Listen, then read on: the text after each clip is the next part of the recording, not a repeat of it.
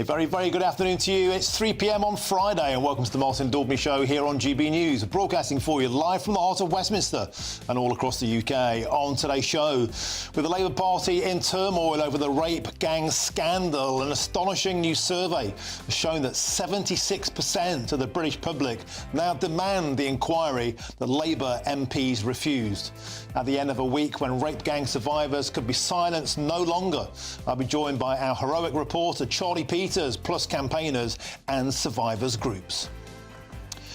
And today, Nigel Farage's Reform Party is holding its sold-out South East Conference, with Reform polling joint first with Labour on 25%. We'll be live from Sandown Racecourse and be joined by the leader, Nigel Farage, the outsider who's suddenly neck and neck with Sir Keir Starmer.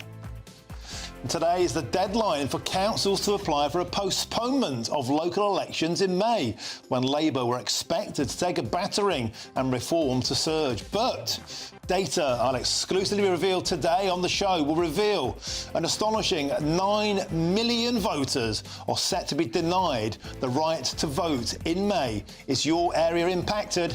Make sure you stay tuned. And over 1,000 British farmers from the Farmers to Action group have today taken to the roads in their tractors. With go-slow protests across the four corners of Britain, they've also targeted supermarkets and distribution centres. On today's show, I'll be joined by farmers who are roaring to the government, "You've picked the wrong fight."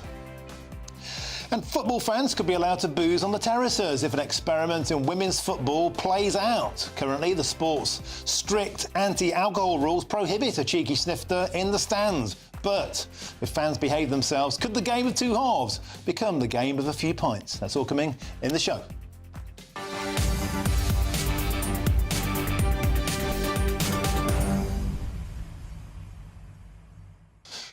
Welcome to the show. Well, what a week it's been. The grooming gang scandal rocked on, and this week the survivors simply refused to be silenced. And to the latest on the scandal shaming the nation, of course, it is grooming gangs. And shocking new police figures out today have found that rape gangs are committing more than 2 sexual abuse offences every single day across England and Wales, blowing the theory out of the water that this was just something that happened in the past.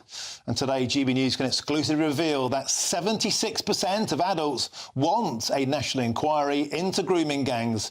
So is Sir Keir Starmer completely out of touch with the British public? And in opposition, there's some information on screen there that I found out earlier on. Sir Keir Starmer demanded 9 inquiries, most of them attacking the Conservatives. There was even one over Dominic Cummings's eye test. And of course, Wallpaper Gate, COVID inquiries into financial contracts, you name it. Sir Keir Starmer wanted an inquiry about it, but he doesn't want an inquiry into rape gangs. Why is it that these things seem much more important to the Prime Minister? The COVID pandemic, Dominic Cummings' eye test excuse, Robert Jenrick's links to a Tory party donor, a COVID contract, sexual misconduct in schools, lobbying row between David Cameron and an Australian banker, Boris Johnson and Wallpaper Gate, Lucy Letby, the child killer, and failings of the Nottingham killings investigation of Valdo Colocane. All of those things deemed more important, clearly, to the Prime Minister in opposition than when he's in power now. It's an astonishing state of affairs. But first, the man of the moment joining me now is GB News' national reporter, Charlie Peters. Charlie, I also want to start by echoing what I've been saying to you all week. My son, what reporting you've been doing. You've captured the world's attention. Elon Musk has become something of a super fan. I don't think I've seen anybody else on the planet retweeted more than you. But joking aside, this conversation is firmly back in the spotlight, perhaps where it should have been years ago. You've been fighting on this, Charlie, for years. It's front, it's centre. We had a vote. The survivors didn't get what they want, but Andy Burnham dramatically enter into the fray. Tell us the latest of what's been an astonishing week in politics.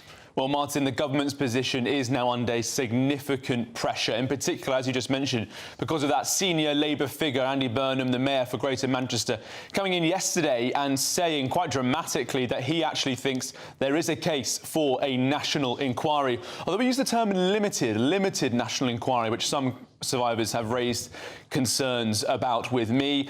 And also we've heard this morning from Harriet Harman, a Labour member of the Lords. She thinks there's now a case for a national inquiry as well. And last night we revealed that the former Labour MP Khalid Mahmood, who was in office for some 23 years until the last election, he also backed a public national inquiry. The first Labour figure to break with the government on this was Maurice Glasman from the Blue Labour group, also a member of the House of Lords. He said that before the vote took place. As far as I can tell, Martin, he was the sole member of the Labour Party in office who called for a national inquiry before 364 MPs from the government and its allied parties went ahead and said we won't have that inquiry. Now, since then, Martin, as you said, we have had that reaction from survivors, but also from Labour Party figures.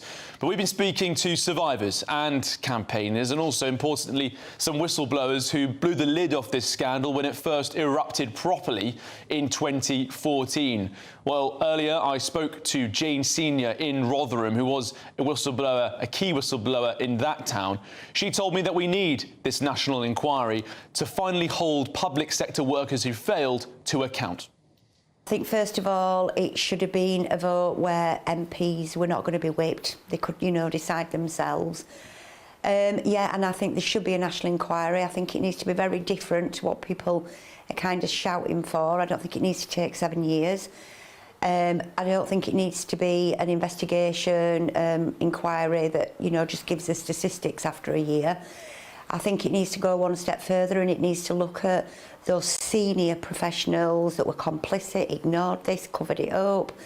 Because we sit here and you look at not just Rotherham, but you look across the UK, I am not aware of any professional that's ever been held to account for this, either in any town or the 50 towns that you've identified at the GBNews.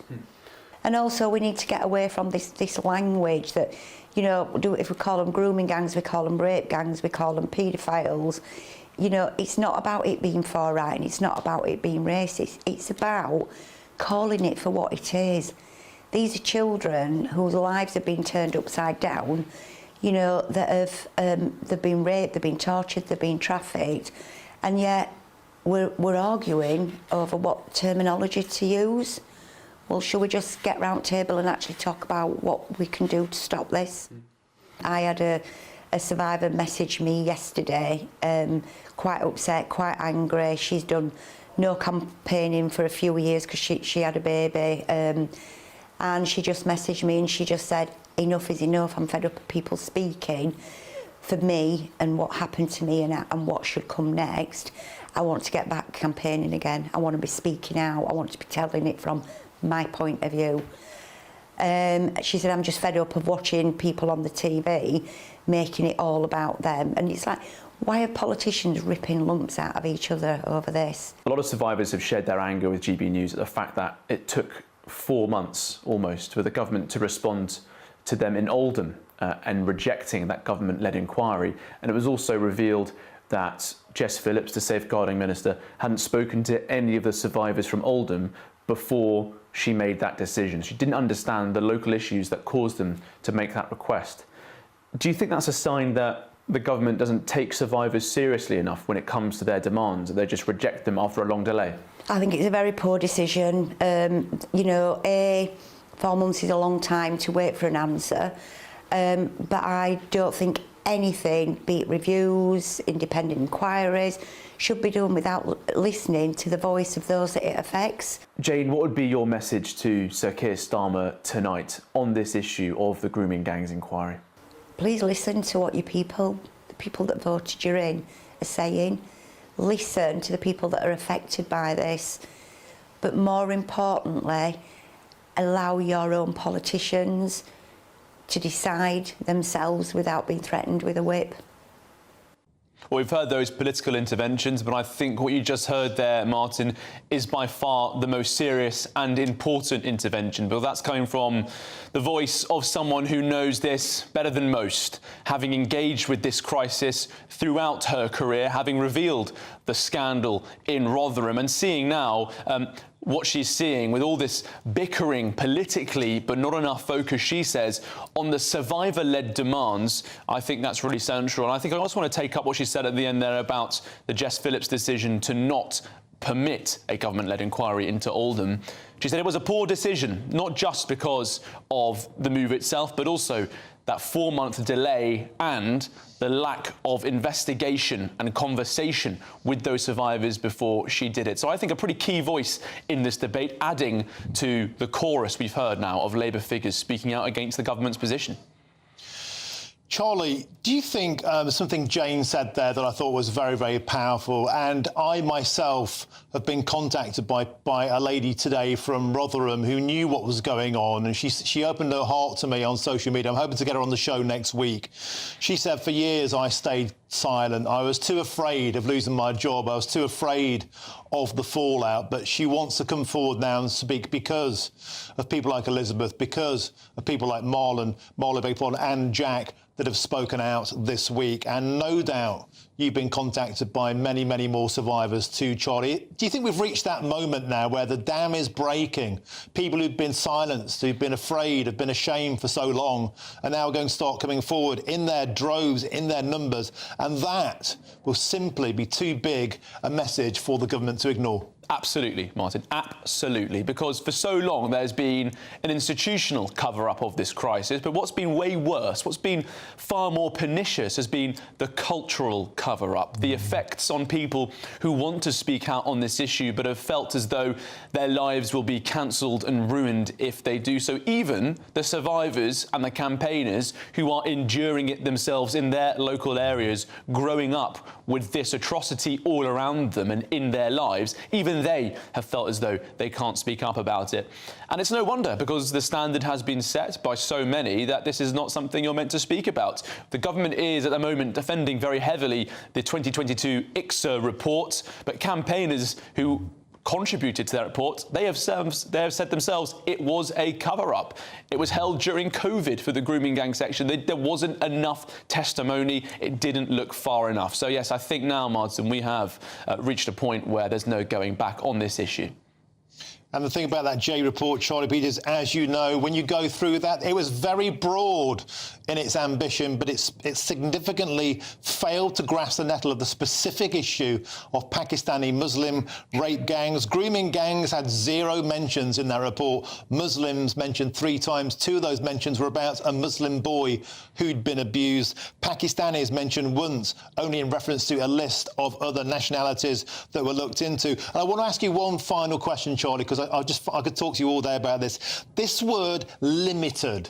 This limited to what? I mean, if it's going to be limited to, let's specifically look at that issue of Pakistani Muslim men, great. That's something we can all agree should be the limit, a specific target. But, Charlie, if it's limited geographically, if it's limited in its breadth, the public won't stand for that.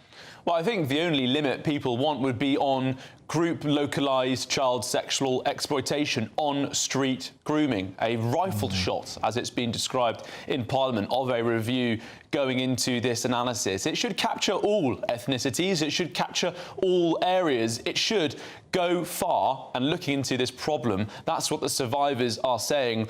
I'm not really sure what Andy Burnham means when he says limited. I'm not really sure what Harriet Harman says when she says mini inquiry. So we just need a bit more clarification on that. Is this possibly an attempt by Labour figures to push the line and promote an inquiry, but limit its scope? I mean, the word limit is quite literally in there from Andy Burnham. So, yeah, lots of concerns I'm hearing from Martin. And again, I have gone to the Greater Manchester Combined Authority asking for some clarification on that point.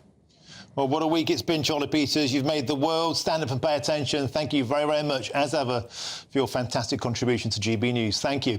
Now, I've got some breaking news for you now, and US President-elect Donald Trump will not go to jail or, indeed, even pay a fine over his criminal conviction stemming from the hush money paid to a porn star. A judge has ruled, but the sentencing will place a judgment of guilt on his record. Justice Juan Merchan's sentencing of Trump to unconditional discharge closes the case that had loomed over his bid to retake the White House just 20 days before, before his January the 20th inauguration. That is a week Monday. Just to repeat there, Donald Trump will not go to a jail. In fact, he won't even pay a fine, although a guilty plea has been placed on his record. So that puts that one very much to bed. Now, let's return now to the latest on the grooming gang scandal, and joining me now is Paola Diana, the chair of the Women's Policy Centre, who commissioned a YouGov poll which showed that an astonishing 76% of all Brits backed calls for an inquiry into these rape gangs. Paola, welcome to the show. Always a pleasure to have your company. It's funny, the Prime Minister was saying earlier this week that anybody who wants an inquiry is far right. Well, this poll shows that 76% of all Brits want an inquiry, including 65% of people who voted for the Labour Party in July 2024. So that means what? 2/3 of Labour voters are far right? Exactly, Martin. Keir Starmer is absolutely mistaken. 76% of the population wants it, and it's not far right, people. We are the ones with common sense. We are the ones with the soul, with the heart. We are the ones who are worried for the girls, for the victims, but also for the new victims who told us that these people are not raping and grooming other girls right now, as we speak, in 50 or more councils around the UK. We don't know, because there is too much impunity around this subject, because the far left doesn't even want to use the word Pakistani. They doesn't even want to use the word Muslim. They doesn't even want to use the word, raping. They call them grooming. They're not grooming these people. They're just raping, drugging, torturing, and also killing sometimes these little children, these little girls. I'm shocked about what's happening in this country, and we should be very careful, because we have to speak up. Freedom of speech is one of the pillars of our democracy, and women's rights as well. And that's why we should also look into mass migration. Who told us that undiscriminate multiculturalism is good? Who told us that we can have an influx of a high number of middle-aged men coming from countries dominated by Sharia law, where women's rights are not respected? Who thinks that women and girls in this country won't be at peril if this happens? They're naive. And you know, Paola, it's been incredible how Elon Musk has been accused of interfering with British democracy, but it took an American, the world's richest man, to really bring this to attention, thanks also to the reporting of Charlie Peters. You're an Italian woman, and you're caring very, very passionately about British women. I want to thank you sincerely for that. Another point that's come out of your report, which really, really caught my eye, 77% of those polled support the notion of revoking British nationality to those who are now citizens but were born abroad. This, of course, predominantly will be Pakistani men, and deporting those with dual nationality. Again, Paola Diana, this is something we were told was the preserve only of the far right. 70% of Brits want these people out of the country.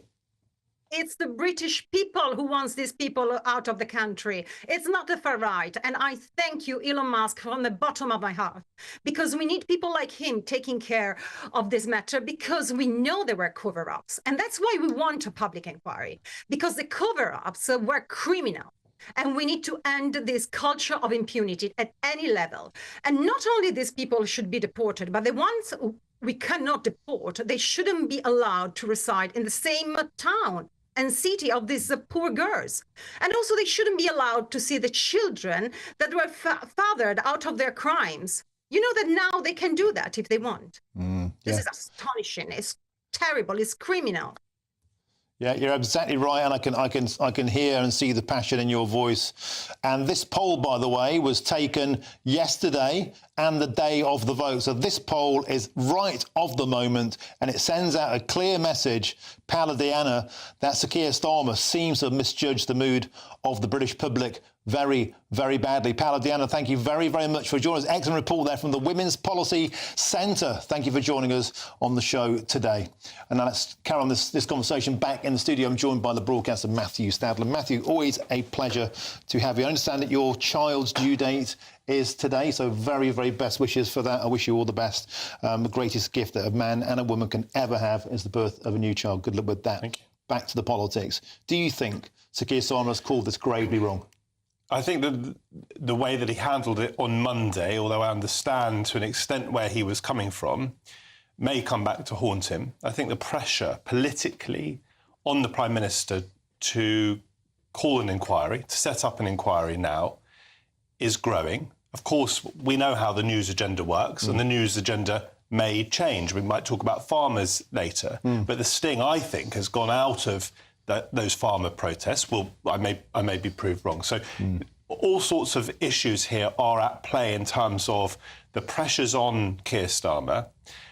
From a policy point of view, what I want, and I hope what everyone watching wants, is for everything to be done that can be done to prevent these appalling crimes happening again. But Starmer called everybody far right this week. The poll just said this: 3/4 of Brits agree with this. Well, 2/3 of Labour voters agree with it. Is everybody far right according to the Labour Party? I suspect, well, clearly 70-odd% of the British population are not far right. I suspect what Keir Starmer meant, and you'd have to interview him to get inside his mind, is that two things can be true at the same time. One is that these appalling rapes have taken place, torture and things that we can't really easily discuss on television. And two is, of course, some people will exploit the horrific abuse of these children for their own political ends. But others will exploit the silence that calling them far right gives. That gives them the cover to commit these heinous crimes. I think that's too true. afraid of being called racist. I think that's true. Charlie Peters has done some important reporting on this. I don't agree with all of his conclusions, i.e. his opinion that this drives a stake through the heart of multicultural Britain. Tell that to the hundreds of nationalities, or how many countries are in the world? You know, why weren't the Muslim community people calling out the shameful behaviour of these Muslims? I'm sure many would. On the issue of whether the J report, the J inquiry that reported in 2022, a couple of years ago, whether that was a cover-up, Charlie Peters asserted that that may have been a cover-up. Let me read you very briefly something from Professor Jay's own 2014 report. She's done these two reports into Rotherham and to these rape gangs specifically. I think it's important. She herself said, Professor Jay wrote, by far the majority of perpetrators were described as, in inverted commas, Asian by victims. Well, they weren't Asian, they weren't Japanese, they weren't Vietnamese, they were Pakistani. I understand that, but I'm talking, that's how she phrased it at the time. I don't know, I haven't read the entire report. Yet throughout the entire period, counsellors did not engage directly, here we go, with the Pakistani heritage community to discuss, so she obviously meant that, to discuss how best they could jointly address the issue. She also says some counsellors seemed to think it was a one-off problem, which they hoped would go away. And she added... That's a completely separate report. Hang on. She added that some council staff described their nervousness about identifying the ethnic origins of perpetrators for fear of being thought racist. Good. She's right. So that was 2014, Martin. Report. Yes, indeed. Not this one. Indeed. But it's still a report. It's still on the public record. That was 2014. In other words, we know a lot of this already. The report the Labour Party are hiding behind today is the J report of 2022, which doesn't even mention grooming gangs. I'm not here to defend the government. As I say, if a public inquiry will actually help to prevent future abuse, fantastic, let's have it. And if Starmer's wrong about that, so be it. May I just add one thing that I think is critical? Go on, quickly. Every single rapist, every single child rapist, I don't care what heritage they're from, should be hunted down by the police and held to justice. On that we can agree. If you listen to the Children's Commissioner, 500,000 children in our country are being abused every year. That's 500,000, OK? Yep. So some of those will be the gang rape victims, which are, you might say, particularly horrific compared to some also heinous crimes. Yep. But let's not just point over there and forget to look under our noses. Yeah, but let's also not brush it under the carpet and fan it out too far, which is what the J report did. We've got to move on. Thank you, Matthew Stadler. Now, next, 9 million voters are set to be denied the right to vote in May. Is your area impacted? Stay tuned. I'm Martin Daubney on GB News, Business News Channel.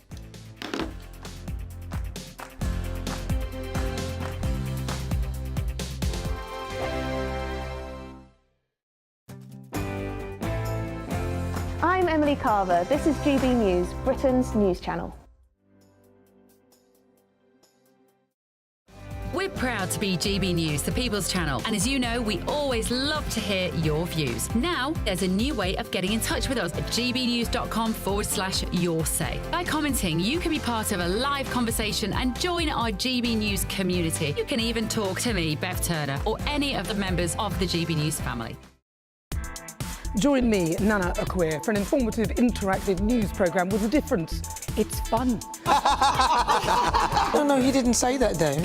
I'm so surprised. I think there's an element of truth to that. Join me from 3 p.m. every weekend, only on GB News, Britain's news channel. GB News Breakfast, every day from 6 a.m.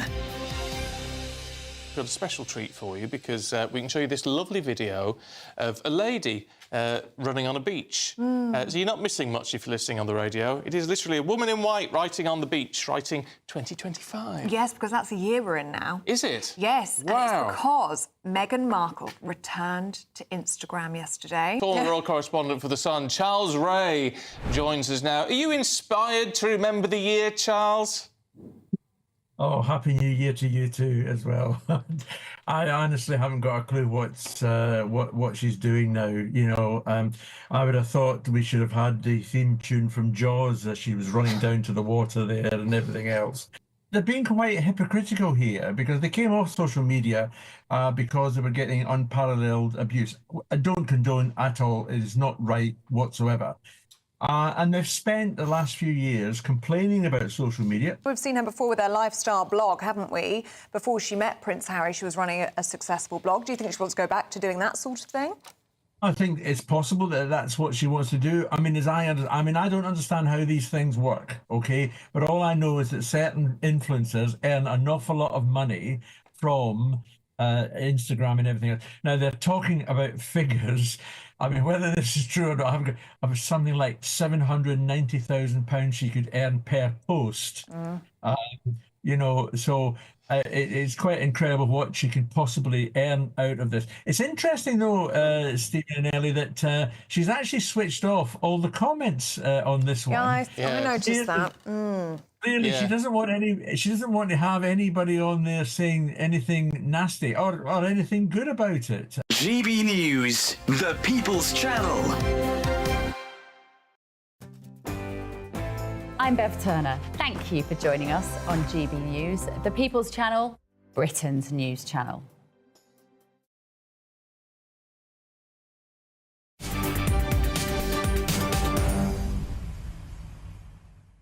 Welcome back. Your time is 3:27 with me, Martin Daubney, here on GB News. Now, today, a bit like football transfer deadline day, well, today is local election democracy D-Day because nearly half of local councils in England with elections scheduled for May are seeking to have votes postponed. And that deadline, as I said, is today.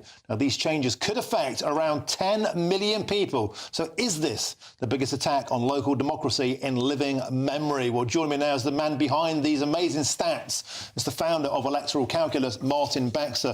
Martin, this story is astonishing. Nigel Farage has been saying for some time that kicking the can down the road on these local elections because of constitutional change to local authorities will deny his party a chance. It will protect the establishment. But until now, we haven't been able to quantify any of the numbers or indeed look at the areas. You've got some data here. It's astonishing. Talk us through it.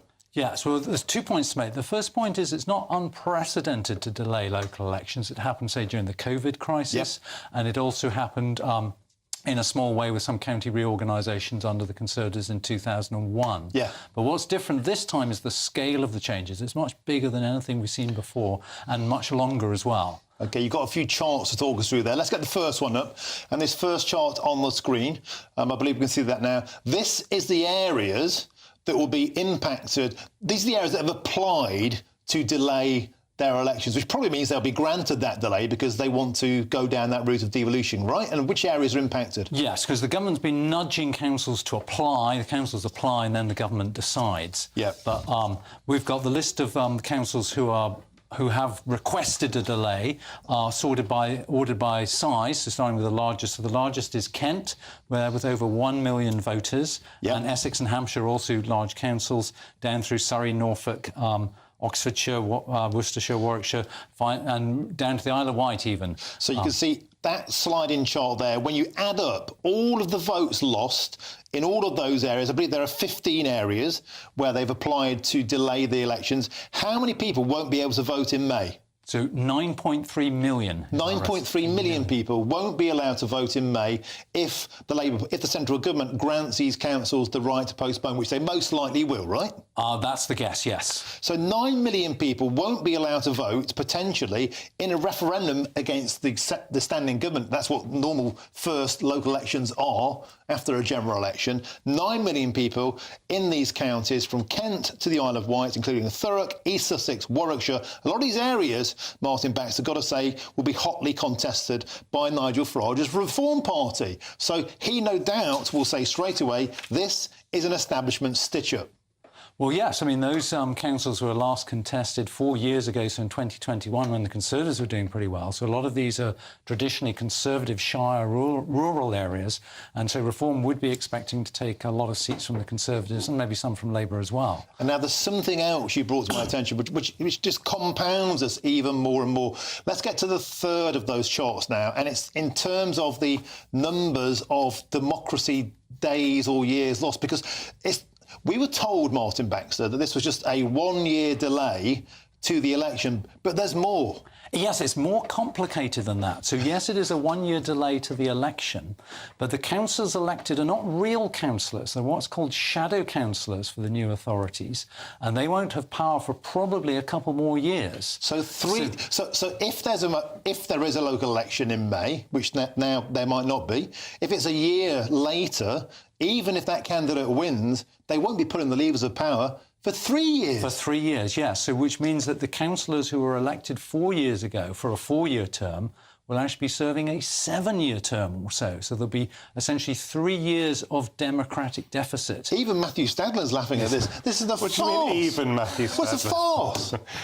Put like that, it is a farce. But actually, look at the reason, as I perhaps naively understand it to be, which is that the government wants to bring much more considerable, much weightier, punchier democracy through devolution to councils to beef them up. Well, that would be even more convincing if the public in these areas were asked their opinions about these local government changes. And I want to say this is a non-partisan issue, that back in 2021, when North Yorkshire was considered for merging, there were 2 referendums of the local people.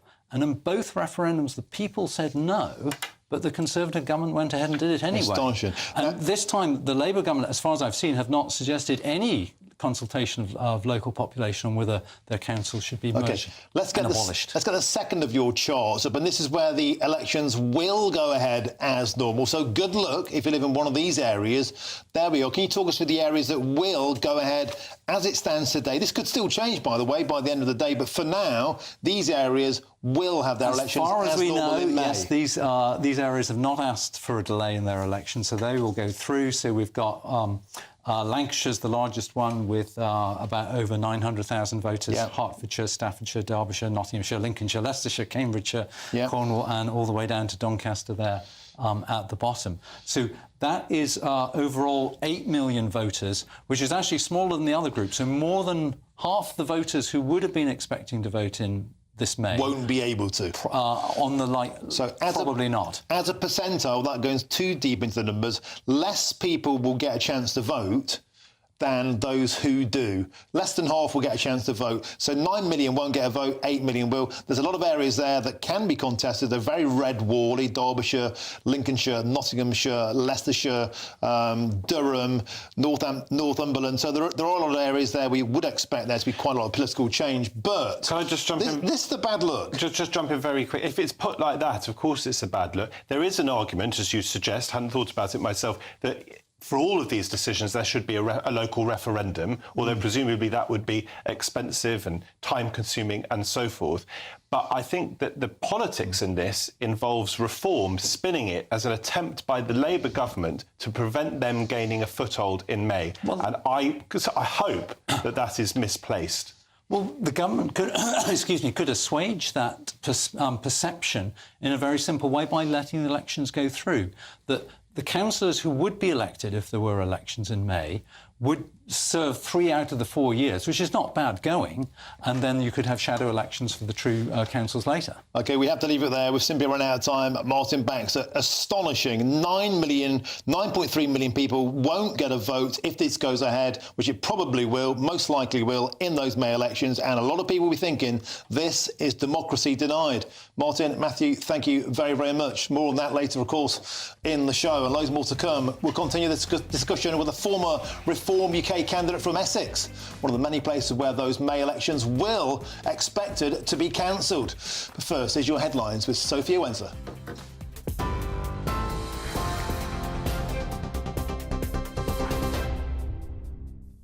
Martin, thank you. Good afternoon. Your headlines at 3:34. Breaking news now. US President-elect Donald Trump will not go to jail or pay a fine over his criminal conviction stemming from hush money paid to a porn star, a judge has ruled, but the sentencing will place a judgment of guilt on his record. Justice Juan Merchan's sentencing of Trump to unconditional discharge closes a case that had loomed over his bid to retake the White House just days before his January 20th inauguration. Explaining his decision, the judge says the protections afforded to the office of the president are a factor that overrides all others. Tractors are taking over UK roads as British farmers protest Labour's family farm inheritance tax. Today marks the final day of 3 consecutive demonstrations, timed to coincide with the Oxford Farming Conference yesterday. Environment Secretary Steve Reed apologised to farmers in his speech at the conference, but gave no indication the policy would be reversed. Sir Keir Starmer is under fire after a poll revealed 76% of the public, including 65% of Labour voters, support a national inquiry into grooming gangs. The backlash follows Labour MPs rejecting a Tory-led call for an inquiry. However, there are party divisions, with senior figures like Andy Burnham supporting a limited probe. The Greater Manchester Mayor says an inquiry would hold authorities accountable, with survivors claiming key issues remain unresolved despite an investigation in 2022. However, the government says it's focused on action, not delays. Downing Street insists it's committed to leaving no stone unturned, guided by survivors' demands. And officials are monitoring Elon Musk's social media posts for potential security risks, according to reports. The Home Office's Homeland Security team began the scrutiny after Musk's controversial comments about Labour's Jess Phillips, calling her a rape genocide apologist. Phillips, who has long campaigned against violence towards women, says threats against her have increased since the post. Meanwhile, Musk has criticised the UK government for rejecting a fresh inquiry into grooming gangs, sparking heated political debate. The Home Office has not commented on the monitoring claims. Those are the latest GB News headlines. More in half an hour. For the very latest GB News direct to your smartphone, sign up to News Alerts by scanning the QR code or go to gbnews.com/alerts.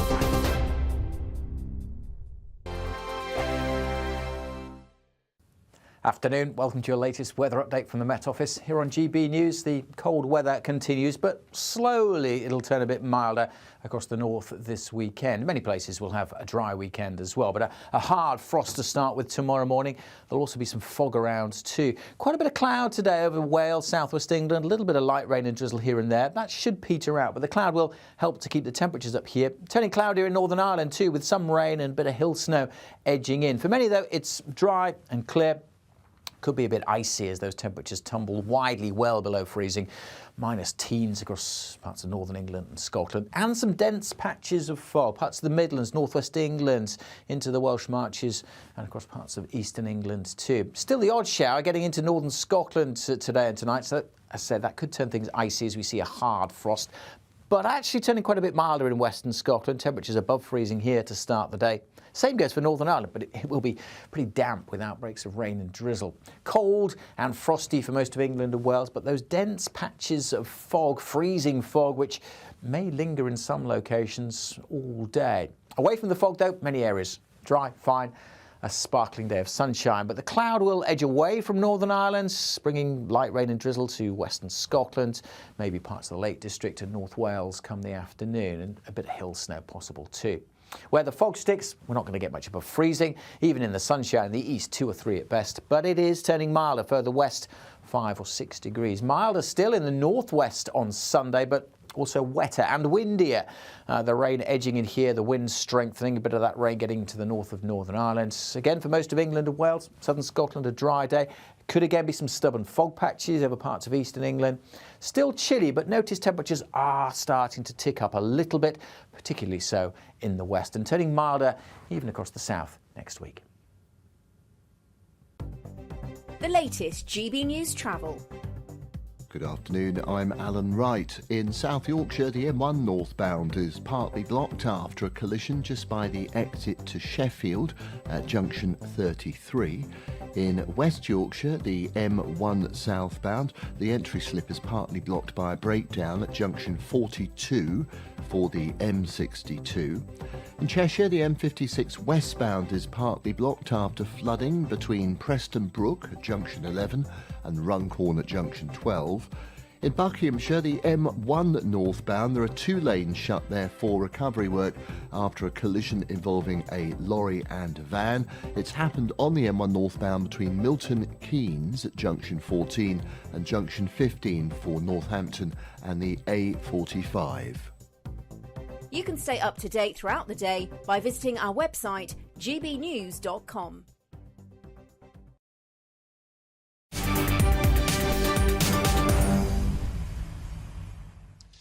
Welcome back. Your time is 3:41 with me, Martin Daubney, here on GB News. Now, as we just said before the break, incredible, it's local election D-Day. And as we just revealed on the show, nearly half of local councils, 15 local councils in England with elections scheduled for May, are seeking to have the votes postponed. That deadline is today, and you can bet your bottom dollar they will be granted that postponement. Well, joining me now is Tom Allison, who has stood as a Reform UK candidate, and he hopes to stand again in May in Essex. Tom, welcome to the show. This news will be, in a sense, music to the ears of Nigel Farage, because he'll be able to say, told you so, the establishment is trying to cancel elections, and this is kicking the can down the road, and the net beneficiaries of this are the standing parties, the establishment, the net losers are the insurgents. Tom, you've been caught in the crossfire. How does this make you feel?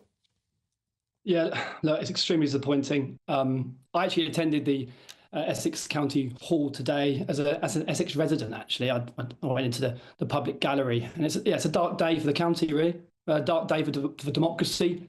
Obviously, the largely Conservative chamber voted for the devolution plans, with it the cancellation of local elections, during which they admitted, actually, that we're not likely to see local elections again for as long as 3 years. Some of these councillors got in 2021, so it could be 7 years before they see another election. To me, that doesn't sound like democracy. And the funny thing is, you're the second biggest loser in terms of counties. In Essex, 1.16 million will be denied the right to vote. Only Kent is bigger, 1.154 million people simply having their vote kicked down the road. And the conversation is sure to turn to this notion of, if you devolve power and give more power to the councils, we can agree that's a good thing or not. But to say this is going to take us 2 years to get sorted out, therefore delays the entire election for 3 years. In the meantime, people now who are voted in under a different party, under a different time. Everybody expected the Labour Party to get a kicking at these first round of local elections. It's been treated by many as a referendum on Sir Keir Starmer, now being whipped away from them in 15 counties across England. Yeah, with regards to devolution, I think it's a good thing. In principle, I think, powers to local communities, more power to local communities is a good thing. But the architects of devolution must have a democratic mandate. I think what I heard today in the chamber actually shocked me. They don't think people care, actually. I think one of them even said, one of the councillors said that my residents only care if the bins go out. And it's just that kind of patronising attitude, which shocked me most. I think, I'm not sure if you're aware, but I ran a petition over the last 10 days called Let the People Vote, targeting Essex residents. And we've amassed nearly 4,000 signatures now. Over 80% are Essex residents. We've run the numbers ourselves. And as I say, I think that is proof in the pudding that Essex residents do care. They do want to have elections. And yeah, as I say, I was shocked today by what I was hearing. And the attitude in the chamber as well, shocking, very hostile, a lot of unprofessional behaviour actually from some of the councillors, shouting at Councillor Jamie McIver as he made his speech about protecting democracy. It just wasn't a good look. And as I say, I was in the public gallery as an Essex resident. I created the petition as an Essex resident, and I wasn't impressed by what I saw, to be entirely honest with you. OK, well, Tom Allison, there have been 1.16 million and 845 people in Essex today who've had their votes kicked down the road. I'll be speaking to Nigel Farage about 5:20. He's, of course, in the southeast of England today at Sandown Racecourse. See what he makes of this latest announcement. Thank you very much, Tom Allison, for your time today, and have a great weekend. Let's get back to the studio now. Matthew Stadler, you've been sat patiently in the wings here. This isn't a good look. I mean, you know, local elections are vitally important. They're doubly so to smaller parties wishing to get a democratic foothold, to build a power base. The big parties win, the small parties lose. Local elections are not typically, I think you'll agree with me, both of you, particularly well participated in. However, there is nothing like being denied an election. There's nothing like being denied the ability to vote, to get people to care about them. And so this is a possible backfire for Labour. In what way? Well, as I say, if people get angry that they are being denied a vote and they don't think there's any good justification for it, then they're going to suddenly want that vote much more than they might otherwise. That's a really interesting point. Martin Baxter, back to you, and thanks for staying in the studio. Might there be a reciprocal effect in those areas where you are allowed to vote, where the righteous anger goes against the government? It's like, well, if people aren't allowed to vote in Kent, I'm going to make sure I get out and vote in those other areas. That's what people will do, right? Because this will be democracy denied, will make people stand up and get stuck in, won't it? We'll have to see that. That may be a little bit too twisty and turny logic for people to follow. But on the other hand, if this story does get more play, it may just contribute to the woes of the current government, who have got off to, according to the polls, a fairly bad start for the first 6 months in office. And there's no reason why the Labour government should be anti-democratic, and I don't think that's necessarily their nature at all. And they do have the ability to refuse these applications by the councils and let the elections go ahead. I don't think it's intentional by the Labour government, or at least I hope not. But it could backfire, as I say, and it's not that twisty-turny, Martin's logic, because Farage will exploit and exploit this, and so he will then encourage people, precisely as you say, who will have the vote in other local areas of the country to come out and vote reform in greater numbers. So I think there's some logic to that. Great stuff. Thank you very much, Martin Baxter and Matthew Stadler. Great. We'll be back after this short break when I speak to one of the farmers protesting against the Labour government. This is me, Martin Daubney, here on GB News.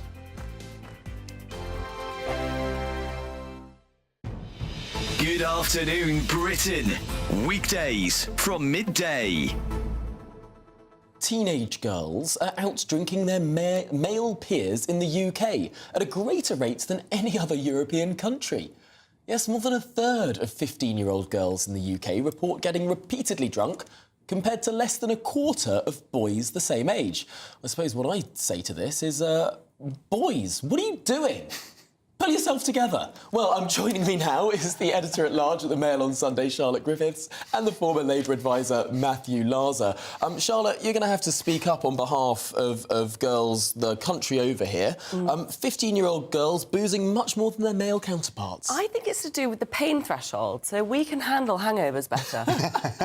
Do you get hangovers when you're 15 years old? Yes. Oh, yeah. I was drinking hooch and Smirnoff. Absolutely. Whatever happened to hooch? Yeah. And I just think we can tolerate it better. Right. And I don't know, I grew up in that kind of wild child 90s drinking era. I'm showing my age a bit.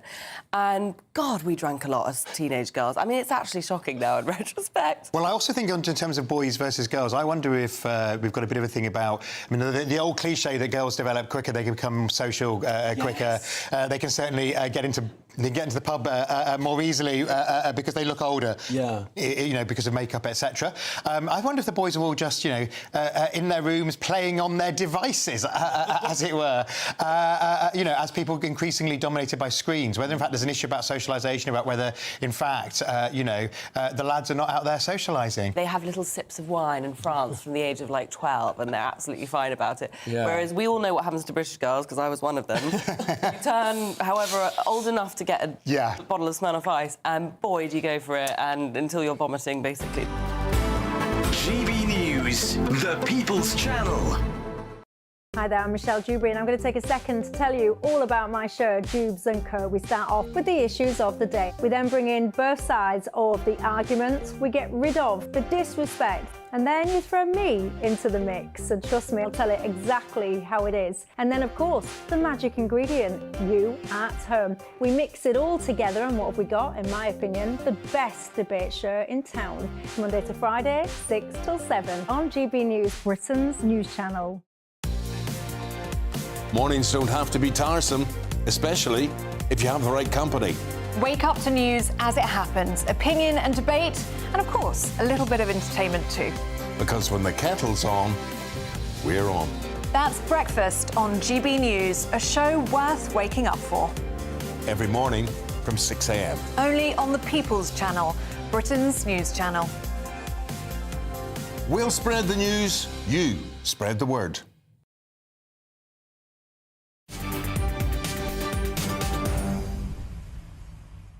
Welcome back. It's 10 to 4 with me, Martin Daubney, here on GB News. Now, today, 1,000 farmers are doing rolling protests in their tractors across the 4 countries of Britain. As you can see on your screen now, video has been sent to us at GB News of farmers even cruising around food distribution centres, around Morrison's and Tesco supermarkets, with the clear intent that the Farmers to Action group, along with the Together group, are saying we have the ability to target food outlets, we have the ability to target supermarkets. This is a significant increase in the presence of farmers in a protest which they are saying to the government, you've picked the wrong enemy. Now, we're trying to get connected to a farmer in his tractor. As you probably appreciate, that has a technical issue. So let's have a quick crack in the studio here with Matthew Stadland, who still joins me. So they said no farmers, no food. They seem to be digging in. They were protesting yesterday in Oxford against Steve Reed. They were blasting their horns out. They're not going to take this sitting down. You can see there farmers all across the country. This is at a food distribution network at Tesco's, as I understand it, Matthew. The clear intent that they could park those tractors there and start to empty shelves. They're not doing that yet. What's your take on this? So I'm not a farmer, as you may have worked out. I have spent a lot of time in and around farms, and I have, as I keep saying, an enormous amount of respect and time for farmers, for what they do, and quite a considerable knowledge of just how hard they work. They can come back at 10 o'clock at night, whatever the weather, throughout the year, and some of them work pretty much 365 days a year. They simply do not take holidays because of their responsibilities. I'm waiting for the but in this sentence. There is a but in this context. I think this threatening behaviour, and I don't mean physically threatening behaviour, is outrageous, Martin. And I think it's outrageous because we have something like more than a third of children in this country living in some form of poverty. The idea of these children ever having to pay inheritance tax is absolutely pie in the sky. And these farmers are protesting, it seems to me, because they do not want to pay half of the rate of inheritance tax that those of us who do have to pay inheritance tax will pay. And that's after a certain amount of money. And they can, and let's remind viewers, they can avoid inheritance tax entirely. In some cases, for the first £3 million. So farmers would say to that, well, in opposition, Sir Keir Starmer said, farms are different. Farms should be exempt from this inheritance tax grab. He specifically and pointedly said farms would not be taxed in this way, and then the minute he got into power, woof, another tremendous U-turn. It's a case of hypocrisy. It's a case of saying one thing before an election and doing another thing after. It's been a violent U-turn, and farmers, I'm telling you what, these boys and girls, they are not going to stop. I think this is the beginning of what I think is a much more partisan movement. So Steve Reid, I think it is he the agricultural agricultural minister or secretary of state? I believe he said, and you'll correct me if I'm wrong, when he was in opposition, when he was part of the shadow government, that there would be no change to agricultural property relief. And therefore, I can understand why farmers are so upset about it. And by the way, who wants to pay more inheritance tax, or in their case, inheritance tax for the first time? Does that mean that they should be threatening our food supply if that's what they're intending to do? I would say no, Martin. OK, Matthew, we've got to leave it there. Thank you very much. Now, stick with us. Up next, we have all the latest, of course, on the rape gang scandal that's now enveloping the Labour Party with me, Martin Daubney.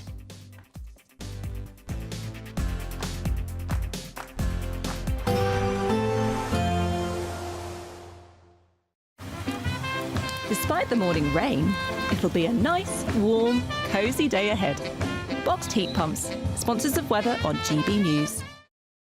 Afternoon, welcome to your latest weather update from the Met Office. Here on GB News, the cold weather continues, but slowly it'll turn a bit milder across the north this weekend. Many places will have a dry weekend as well, but a hard frost to start with tomorrow morning. There'll also be some fog around too. Quite a bit of cloud today over Wales, southwest England, a little bit of light rain and drizzle here and there. That should peter out, but the cloud will help to keep the temperatures up here. Turning cloudier in Northern Ireland too, with some rain and a bit of hill snow edging in. For many, though, it's dry and clear. Could be a bit icy as those temperatures tumble widely well below freezing. Minus teens across parts of northern England and Scotland, and some dense patches of fog. Parts of the Midlands, northwest England, into the Welsh Marches, and across parts of eastern England too. Still the odd shower getting into northern Scotland today and tonight. So, as I said, that could turn things icy as we see a hard frost. But actually turning quite a bit milder in western Scotland. Temperatures above freezing here to start the day.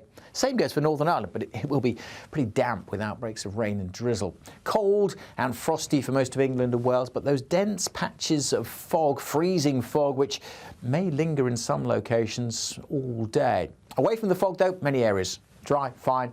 A sparkling day of sunshine, but the cloud will edge away from Northern Ireland, bringing light rain and drizzle to western Scotland, maybe parts of the Lake District and North Wales come the afternoon, and a bit of hill snow possible too. Where the fog sticks, we're not going to get much above freezing, even in the sunshine in the east, 2 or 3 at best, but it is turning milder further west, 5 or 6 degrees. Milder still in the northwest on Sunday, but also wetter and windier. The rain edging in here, the wind strengthening, a bit of that rain getting to the north of Northern Ireland. Again, for most of England and Wales, southern Scotland, a dry day. Could again be some stubborn fog patches over parts of eastern England.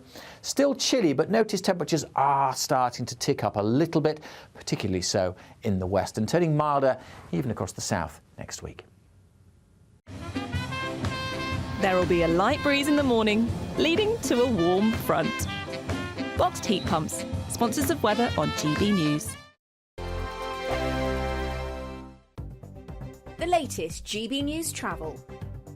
Good afternoon, I'm Alan Wright. In West Yorkshire, the M62 westbound is partly blocked after a collision at junction 26 for the M606 at Chain Bar. In Cheshire, the M56 westbound is partly blocked by flooding between junction 11 at Preston Brook and junction 12 for Runcorn. In Northamptonshire, the A43 southbound is shut after a collision, closed between the M1 and the turn-off for the A5 at the Toaster roundabout. And in Buckinghamshire, the M1 northbound is partly blocked after a collision involving a lorry and a van. It's happened from junction 14 at Milton Keynes towards junction 15 for Northampton and the A45. You can stay up to date throughout the day by visiting our website, gbnews.com.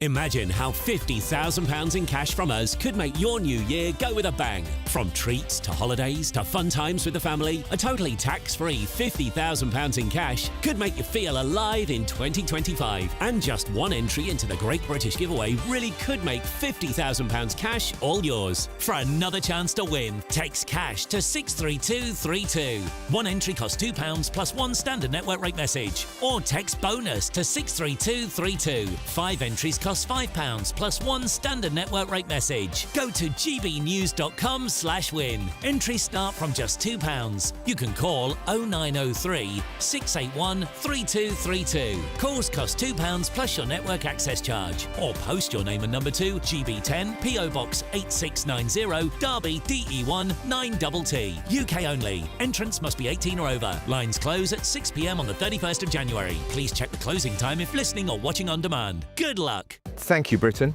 Thank you for watching. Thank you for listening. Thanks for subscribing. Thank you for your support. It's you that make us the People's Channel. As we reflect on our journey so far, we're filled with immense gratitude. You mean the world to us. We couldn't have reached this point without you. As a very special thank you, we are giving you the chance to win one of 50 GB News thank you boxes. They're worth £50 each. For full terms and conditions, and to enter, just go to gbnews.com/thank you.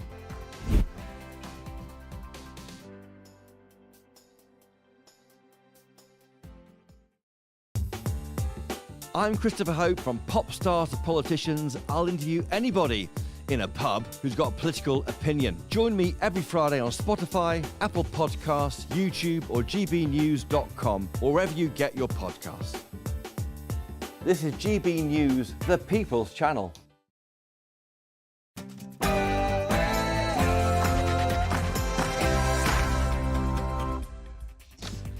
Welcome to the show. It's 4 p.m. I'm Martin Daubney here on GB News. We're broadcasting for you live from the heart of Westminster and all across the UK. On today's show, with Labour in turmoil over the rape gang scandal, a new survey has shown that 76% of the British public are demanding the inquiry that Labour MPs refused. At the end of a week when rape gang survivors could be silenced no more, I'll be joined by our reporter Charlie Peters, plus campaigners and survivors groups. Next up today, Nigel Farage's Reform Party is holding its sold-out South East Conference, with Reform polling joint first with the Labour Party on 25%. We'll be live from Sandown Racecourse, and I'll be joined by the leader, Nigel Farage, the outsider, who's suddenly neck and neck with the Prime Minister.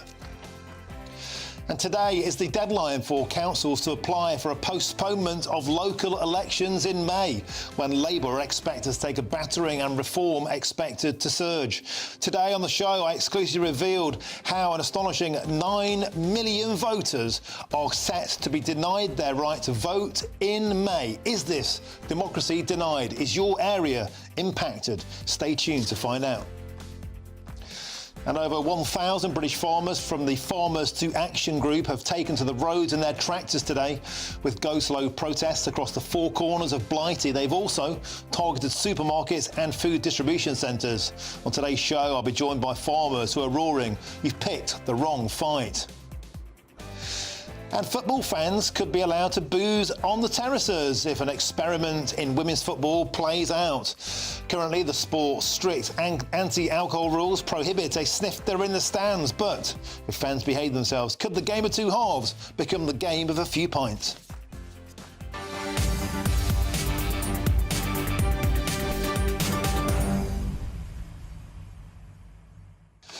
Welcome to the show. It's a pleasure to have your company. An astonishing revelation in the past hour. Local elections in May. Today is the day when councils could apply for those elections to be kicked into the long grass. And it looks precisely like that's happened in 15 areas. Kent, Essex, Hampshire, Surrey, Norfolk. The list goes on. 9 million people lost the right to vote in those elections in May.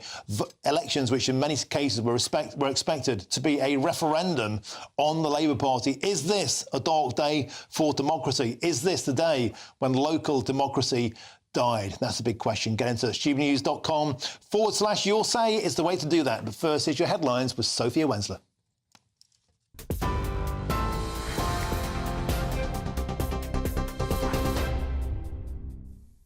Martin, thank you. It's 4 o'clock. These are your headlines from the GB Newsroom.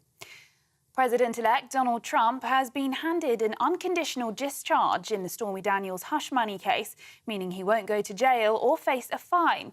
It comes just days before the 78-year-old is due to be inaugurated as US president for a second time on the 20th of January. Explaining his decision, Judge Mershon says the protections afforded to the office of the president are a factor that overrides all others. Trump said that this has been a terrible experience and he is totally innocent. Staying in the US now, at least 10 people have died in wildfires tearing through Los Angeles, with high winds threatening to spread the flames further.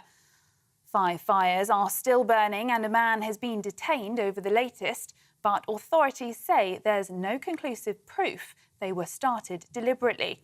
Officials warn the death toll could rise and it's been too dangerous to access some of the worst-hit areas.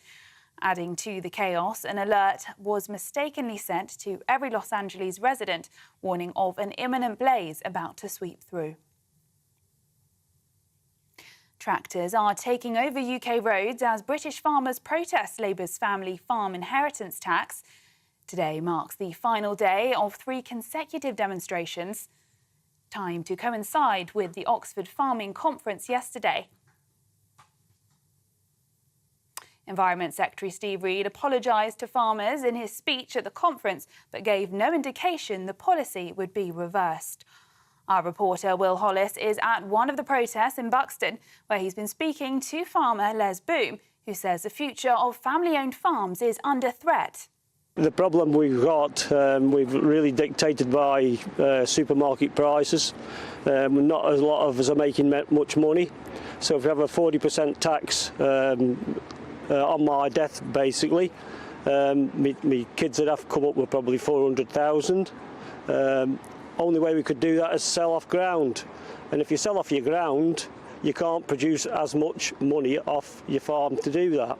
So it's just a spiral going down and down.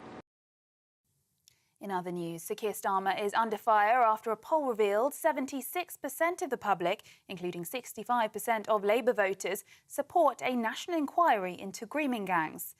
The backlash follows Labour MPs rejecting a Tory-led call for an inquiry. However, there are party divisions, with senior figures like Andy Burnham supporting a limited probe. The Greater Manchester Mayor says an inquiry would hold authorities accountable, with survivors claiming key issues remain unresolved despite an investigation in 2022. However, the government says it's focused on action, not delays. Downing Street insists it's committed to leaving no stone unturned, guided by survivors' demands. Now, officials are monitoring Elon Musk's social media posts for potential security risks, according to reports. The Home Office's Homeland Security team began the scrutiny after Musk's controversial comments about Labour's Jess Phillips, calling her a rape genocide apologist. Phillips, who has long campaigned against violence towards women, says threats against her have increased since the post. Meanwhile, Musk has criticised the UK government for rejecting a fresh inquiry into grooming gangs, sparking heated political debate. The Home Office has not commented on the monitoring claims.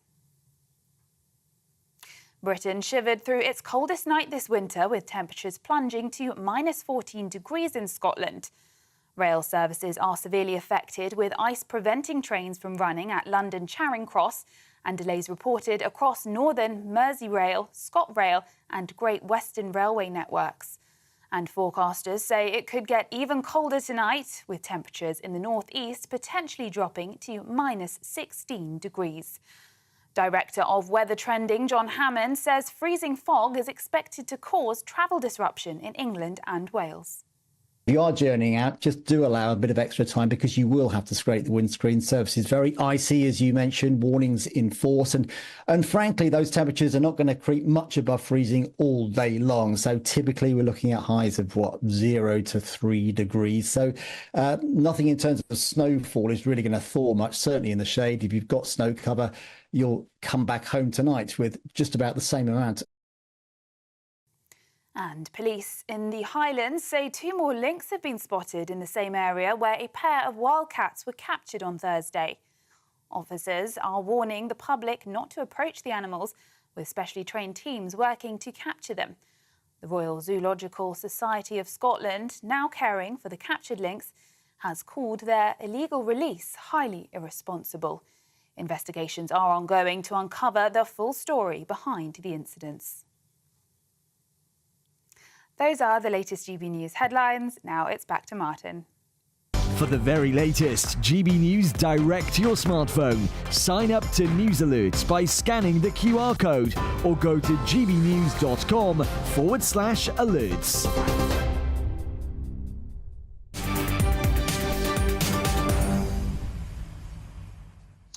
Thank you, Sophia. Now to today's top story. In fact, the entire story of the week. And of course, it's the ongoing scandal around the rape gangs. We saw a dramatic vote in Parliament this week where the Labour Party denied a further inquiry into the rape gang scandal. A survey out today, however, said that 76% of the British public want that inquiry, including an astonishing 65% of people who voted for the Labour Party in the general election in July. Now, recall, Sir Keir Starmer said those people they were jumping on the bandwagon of the far right. Does that mean that 2/3 of Labour voters are on the far right? And there is fresh information out today. 43 police forces across England and Wales released data showing that this is still going on. 2 rape gang offences every single day across England and Wales. So to all of those who felt this was something from the past, a dark stain on our nation's history, think again. This is happening right now on British streets across those towns. And forget, we were told that the J report covered all of this off. And yet, Charlie Peters and the work here at GB News has pointed out that only 6 towns were mentioned in the J report. 50 towns actually were impacted by rape gangs. And in the J report itself, there is literally no mention at all, 0 mentions of rape gangs. There's only 1 mention of Pakistanis, and that is in a list of other nationalities. There are only 3 mentions of Muslims, and 2 of those mentions were of a Muslim boy who was abused. The third is, don't worry, the Muslim Council of Great Britain have taken back control. Many people feel that the report was inadequate, and a great many more felt we deserved a fresh report. I want to discuss this further now with my next guest, and I'm joined by Marilyn Hawes, and she's the CEO and the founder of Free From Abuse. Marilyn, welcome to the show. Pleasure to have your company. Thank you, Martin. So, what do you say about the survey? Let's start with the survey out today. We were told we were far right if we wanted this report, despite the fact that every single survivor that we've spoken to here at GB News has said that they're desperate to have a full, transparent, apolitical and thorough inquiry into this. And it seems to many people watching this show that the Prime Minister and the governing party are completely out of step with the British public. What say you? They have no idea. They're completely out of touch, no idea at all. And I wish Starmer would just put his ego in a little matchbox and get on and stop using this as a political football. You know, this is about children being raped. Yeah, there's plenty of white paedophiles in this country, white male ones, but this is different. This is brutal. This is murderous. This is rape, gang rape. This is taking 11-year-old girls, picking them up in a taxi or a smart car, taking them to a safe house, being raped by maybe 14 men, 3 times older than them, being beaten up, being threatened with their life if they say anything, and their family will be killed as well. They are murderous, they are brutal, they will stop at nothing. And as for saying 2 sex crimes a day from these gangs, I think that's utter rubbish, because so many of these children are terrified of saying anything. They really are threats. We've had kids that are being doused in petrol and threatened to stay alive, you know, and then very often these kids have been raped many, many times, and then they are expected then to become a hook as well, which is working for that gang, because otherwise they're still going to be harmed. This has gone on, and I am so pleased you media have done and are doing, and please continue to do the brilliant job you're doing. Charlie Peters deserves an OBE, and I put that out on Twitter, because his dedication to this and your dedication to keep this on the front news is so important, or we're never going to get to the bottom of it. I've said for ages these are Pakistani and Bangladeshi gangs. Oh, mustn't say that. No, we must. We have to say what it is. It is what it is. And I want to know what I really would love Andy Burnham to explain what he means by a limited investigation. Who is it he doesn't want the light shone on? In the mid-90s, he knew this was going on. So for 35 years, what's he done? Sat on his hands. He must have had influence at Greater Manchester Police. It's just awful. What I would like to see done, though. Oh, actually, let me just say this. Where were the faith leaders, Martin? I haven't seen anyone from the Church of England, the Jewish, the Muslims, the Catholics, anyone. This can't be in anybody's Bible of sorts or Quran where you're allowed to do this. And yet, if you look at the heinous gangs that were operating in Oxford, the imams there were telling their men that white women and girls deserve to be punished. We cannot have this. We have our laws, our principles, our ethics. If you don't like it, don't come here. If you don't want to abide with it, leave. We are entitled to protect our communities and our children, and this is outrageous. And Starmer is just nothing but a flip-flop. He will go wherever he thinks the next vote. And as you just said, we can't have local councils. That's appalling. Do you know we have 85 Sharia councils in this country? Why? Who allowed that to happen? Why? I mean, Sharia law, I have a real problem that Sharia law is a very sneaky way to suddenly sort of get into the underbelly of Britain. I seriously do. I really do. And we need special courts. What I think, Martin, should happen is everyone. We need a special task force. It cannot be difficult to do. You look at the payroll, all these 50 different councils. Who was on the payroll at that time? Get the council to sort out that. Who were the police officers? Get the police to sort that out. Who was this? Get it sorted. Bring it all together. Have special courts and special meetings where these people are dealt with, and some, yes, deported.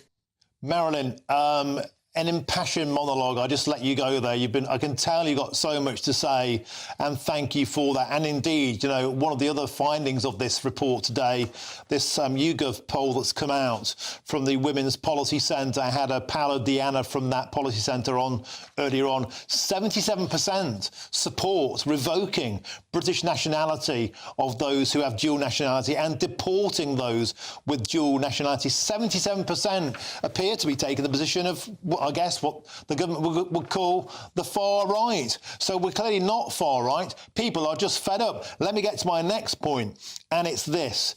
On a positive note, if there is one in this dark, dark time, are you, Marilyn, being contacted by more survivors now who are seeing the conversation change? I've been contacted by ladies from Rotherham. Charlie Peters has been contacted by more survivors. It feels like we're at a tipping point where people won't sit down and be silenced anymore. They won't be silenced by being called Islamophobic or racist. They're not afraid anymore of losing their jobs. They just want to be heard. And on a positive point, Marilyn Hawes, could we be at a point where the dam is breaking and no longer will there be any silence on this topic? I think you're right. And and actually, you guys in the media need to take a lot of credit for this, because you have not let this football drop. And you must not. I plead you not to, because if you do, it's going to go back under the covers again. And that's what Starmer wants. He doesn't want the truth to come out. That's what he doesn't want. He doesn't want the elections to take place because he doesn't want to be unnerved.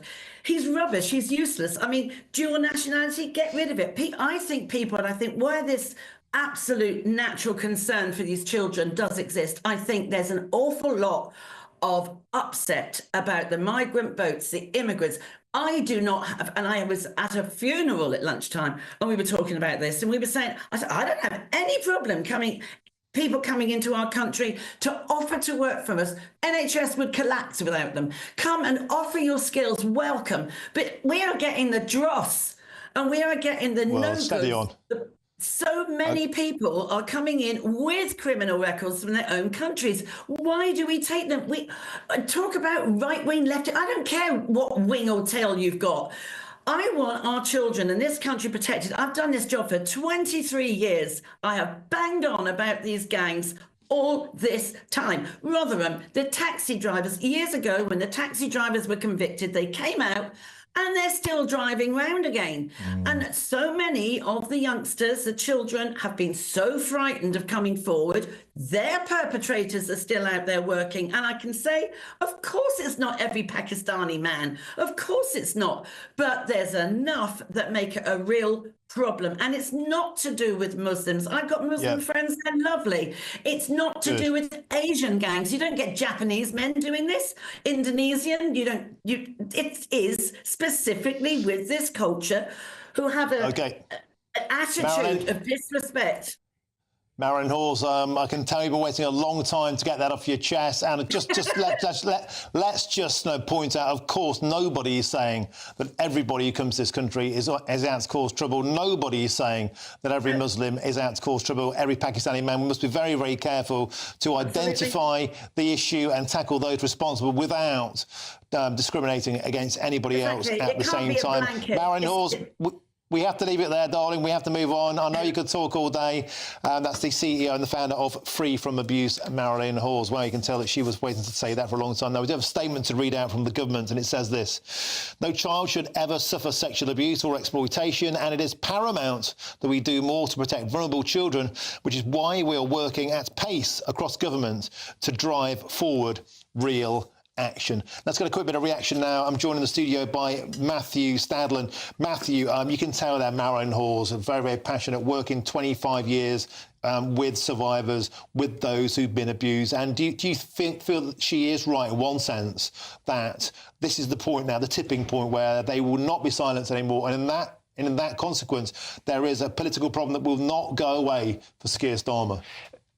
Anything that Marilyn has done to work with survivors of horrific abuse and to work towards preventing future abuse, something, by the way, that Jess Phillips has devoted her working life to, the woman that was so awfully, and I think wickedly slandered by Elon Musk. Anything that Marilyn has done in that regard, I would obviously and do fully support. I don't like words like "we are getting the dross," because, as I said earlier in the show, every single child rapist needs to be hunted down by the authorities. If there are patterns, and it seems that there may be patterns with regard to Pakistani heritage British people, and maybe some who don't have dual citizenship, maybe some people who have just come to the country. If there is a pattern in this particular crime, which, by the way, is a particularly egregious crime, then we need to try to understand it in order to better root it out. But for God's sake, let's not tar the overwhelming majority of British Pakistanis, some of whom are my friends, who contribute massively to this country. That is really important. And it is also really important not to minimise other forms of paedophilia or child rape by anyone else. And let us please remember, because while we're talking about child victims, we all can help prevent further abuse by being vigilant. And remember that 500,000, according to the Children's Commissioner in this country, 500,000 children every year are being abused. Abused. That's right. And it's still going on to this day. And I think that was a point there which Marilyn, who works with survivors, was making. 2 events every day. She thinks that's woefully underreporting because, of course, the shame, the stigma prevents many people from coming forward to even speak to the authorities in the first place. Matthew Stadlen, thank you as ever for your expertise and your company in the studio today.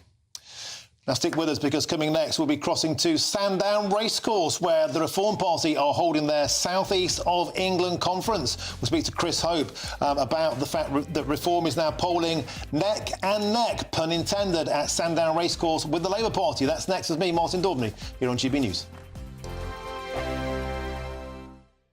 Good Afternoon Britain isn't just about us. The wonderful thing about this programme is it's about everyone watching. It's an interactive programme. Well, there absolutely is something to see here, and we're going to be talking about it more. Whether it's breaking royal news, Will, please bring us up to date, or indeed a particularly punchy speech in the House of Commons. Very, very curious. We bring it to you live, and then we bring you live reaction as well. That's Good Afternoon Britain, weekdays from midday. Only on GB News, the People's Channel, Britain's news channel. GB News Breakfast, every day from 6 a.m. Should we talk about the weather? Yes. Because apparently, all of this weather is leading to bunk off Monday, Dawn. Yeah, this is the front page of the Daily Star, which is a very attractive picture of a potato on a couch. So everyone... As if we haven't done enough of that over the last... Everyone working from home today, hope you're having a nice time, because we're obviously not. Yeah, so sickies will double today. Bunk off Monday. Millions of workers call in ill to avoid the snow. Now, obviously, for many people, it's the first day back after the Christmas and New Year break as well. Many people have had 2 weeks off. And the weather gives you a bit of an excuse to maybe extend that break. Now, look, don't get me wrong, up in the north it is terribly bad, and we had airports shut at the weekend, football games being potentially called off, etc., etc., and it was awful. However, in many parts of the country, certainly in London and the South East, it's just rain. There's just puddles out there, people. There's no excuse. Just go to work. Down here. And the security guy said he can't work from home. He can't work from home. He's got to come in, isn't he? Well, there are so many. It does tend to be the working class jobs as well, the ones that you can't do from home. The people running the supermarkets, the people running the NHS, you know, the people, the postmen, the dustbin people. I mean, yeah, all these people are the ones that have to get out there no matter what the weather and get on with it. Yeah, exactly. So it's all these, you know, and we had stories over the other day, didn't we, about people working from home from a beach in Ibiza. Exactly. And from Barbados. People working for local councils. Yeah, I've got a few friends in corporate jobs today who've got the week off work. Oh dear. And have you affected by the weather over the week? No, not at all. Well, yes. My golf was cancelled. Oh, my God! How did you... Snowfall, my golf was cancelled. The mighty Woburn couldn't get it out there. Oh, can you believe it? What? Honestly, no. How did you love the... My grandkids love the weather. GB News, the People's Channel.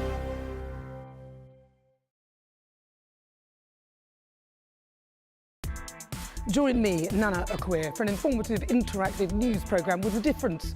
It's fun. No, he didn't say that, though. I'm so surprised. I think there's an element of truth to that. Join me from 3 p.m. every weekend, only on GB News, Britain's news channel. I'm Andrew Pearce. This is GB News, the People's Channel, Britain's news channel.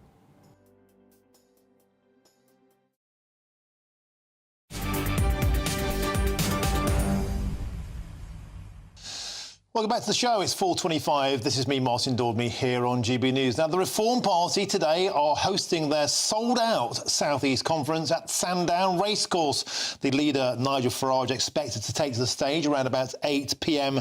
this evening. Also in attendance, the Deputy Leader, Richard Tice, and the party chairman, Zia Yousif. Now, this conference, of course, comes on the day after a poll was published showing for the first time the Reform Party is polling neck and neck with the Labour Party on 24%. How apt they are neck and neck at a day when they are at Sandown Racecourse. And our man there, our favourite, the bookie's favourite, it is Chris Hope, our political editor at Sandown there, waiting ahead, of course, as the event builds up. Chris, I always knew you're a gambling man. There you are today. You're actually one of the runners and the riders yourself. Let's start, shall we, with this poll. It's a breakthrough moment for the Reform Party. You're getting flashing lights there. You're a rock and roll star today, Chris Hope, and Nigel Farage himself. These events have the feel, do they not, of those rock events? And let's start with that poll, neck and neck with the Labour Party for the first time. That's right, Martin. I mean, it's Find Out Now have put the two parties, Labour and Reform UK, on 25 points. The Tories back on 20 points. But if you look at the trend, the poll tracker, the Spectator magazine has a good one on their website. They put Labour on 27%, the Tories second on just over 23%, Reform UK third just under 23%. So it is neck and neck. There's a feeling that breakthrough could be coming for this insurgent party. Only 5 MPs in Parliament, 4 million votes at the election, but still the noises are being made by them. I'm here in the southeast near Esher. We'll be hearing shortly from Nigel Farage on your show at 5:20. Speakers behind me at this podium: Farage, Zia Yousif, the chairman, Richard Tice, of course the deputy leader, and Matt Goodwin, who obviously works for GB News now. If you can turn the camera around now, Uche, you'll see there's around 800 seats set out here. It does feel like quite a big rally. I mean, I've been to a number of these events over the years for other parties, particularly recently the Tory party. You would never fill a hall as big as this.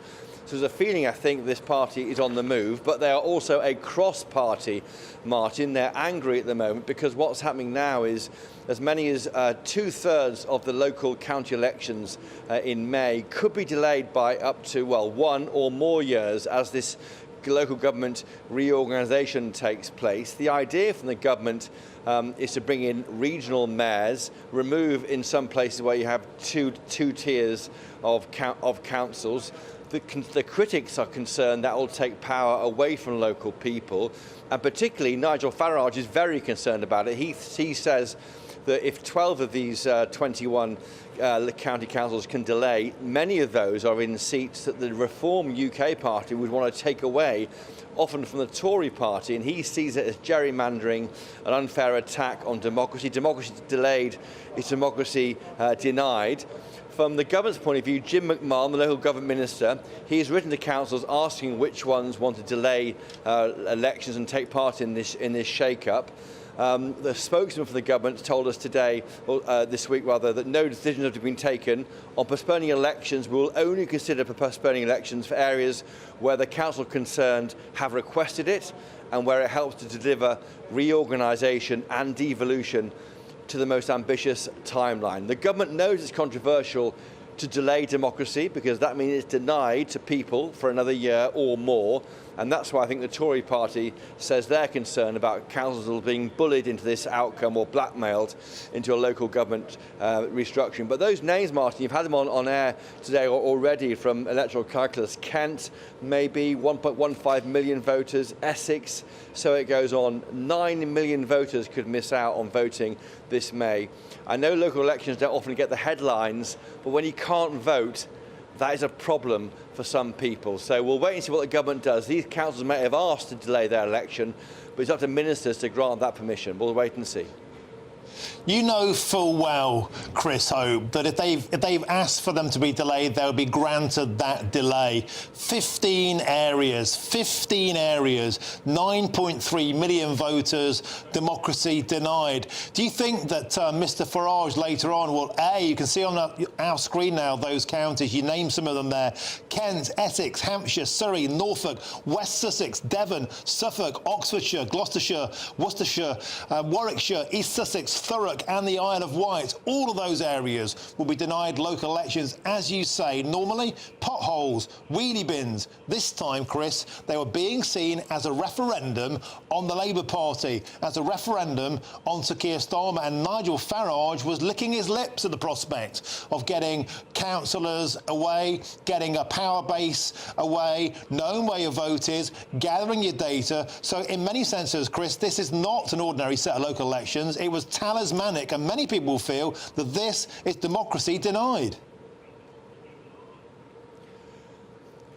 We should say, as a health warning, that these requests to delay elections haven't been granted yet by the government.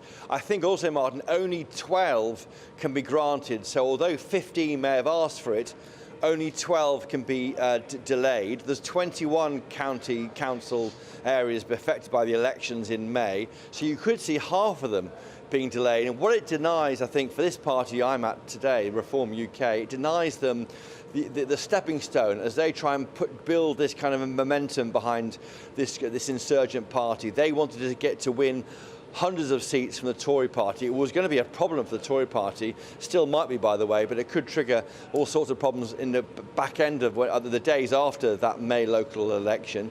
And that was looking into next year when Wales is looking extremely possible that Reform UK will do very well there. And even Scotland, the place where Nigel Farage didn't even campaign during the general election, we're hearing from good sources, not from the Reform UK party, but other main parties, they think Reform might win 1 or 2 MSPs, which would be quite extraordinary given the way Farage tends to go down north of the border.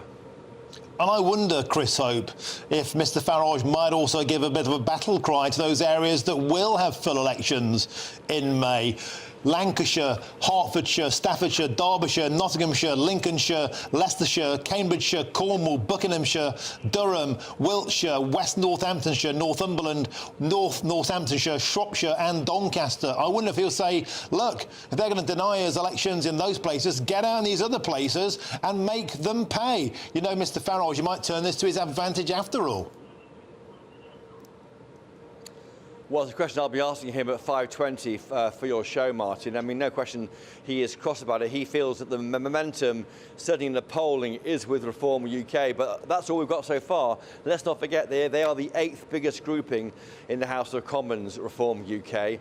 They are miles behind even the Tories on 120 or so MPs, and that's why I think he wanted to show some real results at the ballot box, and to be denied votes that he wanted in half the counties, as it seems may well happen, is annoying for him, and of course it will suit maybe the two established parties. But I should say again, for viewers and listeners, we'll wait and see how many of these requests to delay elections to allow for this restructuring are allowed to take place. It's in the hands of ministers. OK, Chris Hope, thanks for joining us there from Sandown Racecourse. And it's a dead cert on the nose.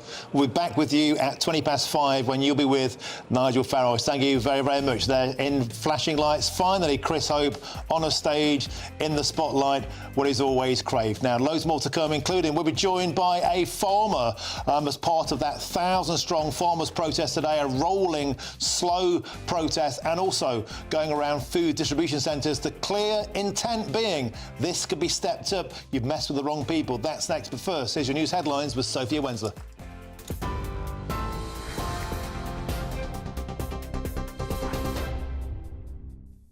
Martin, thank you. Your headlines at 4:33. President-elect Donald Trump has been handed an unconditional discharge in the Stormy Daniels hush money case, meaning he won't go to jail or face a fine. It comes just days before the 78-year-old is due to be inaugurated as US president for a second time on the 20th of January.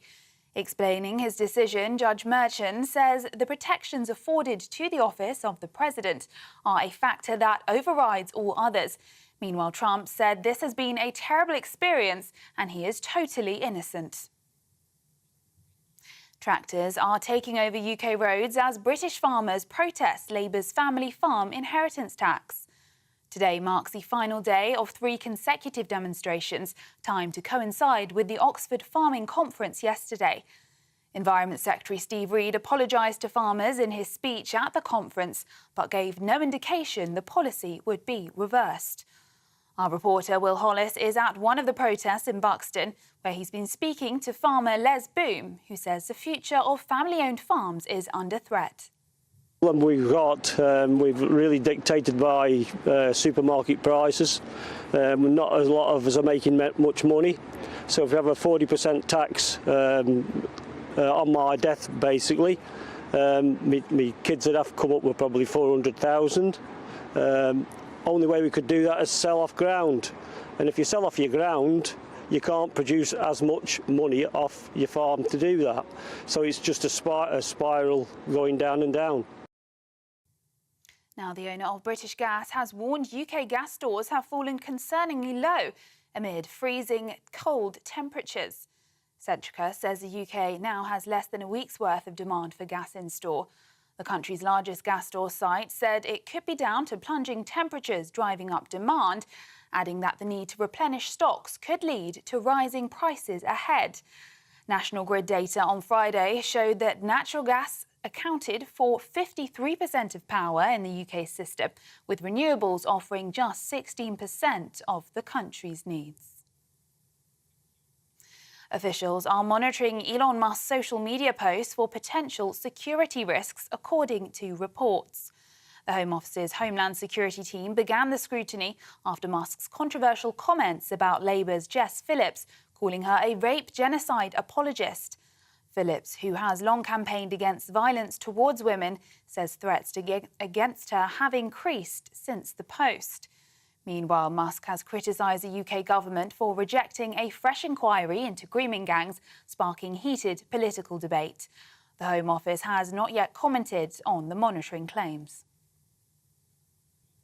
Those are the latest GB News headlines. More in half an hour.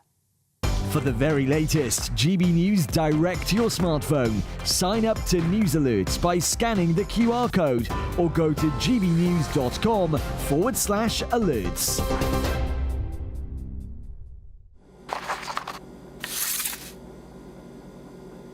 Crash Law 24 sponsors the GB News Finance Report. Here's a quick snapshot of today's markets. The pound will buy you $1.2218 and €1.1928. The price of gold is £2,204 and 9 pence per ounce. And the FTSE 100's at 8,251 points. Crash Law 24 sponsors the GB News Finance Report.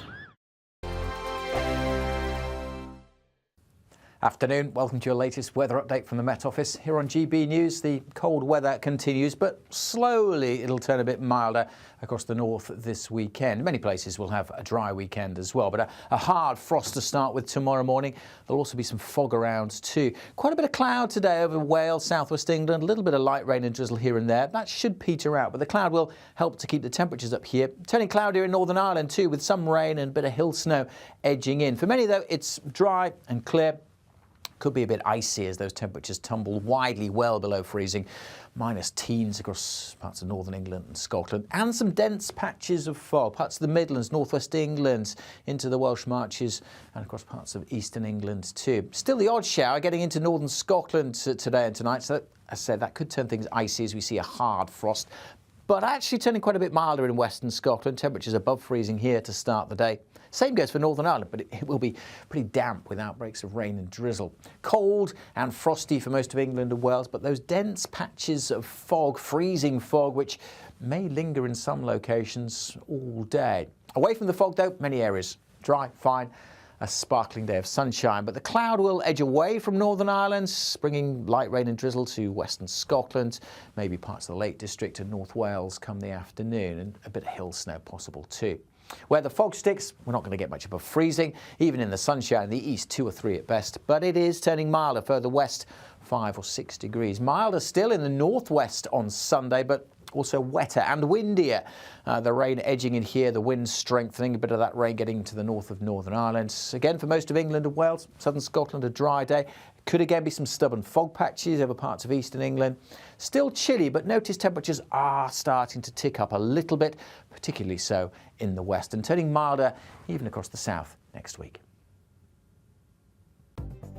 The latest GB News travel. Good afternoon, I'm Alan Wright. In Buckinghamshire, the M1 northbound is queuing after a collision involving a lorry between junction 14 at Milton Keynes and 15 for Northampton and the A45. In Northamptonshire, in Northampton, the A43 southbound is shut after a collision between the M1 and the Toaster roundabout turn off for the A5.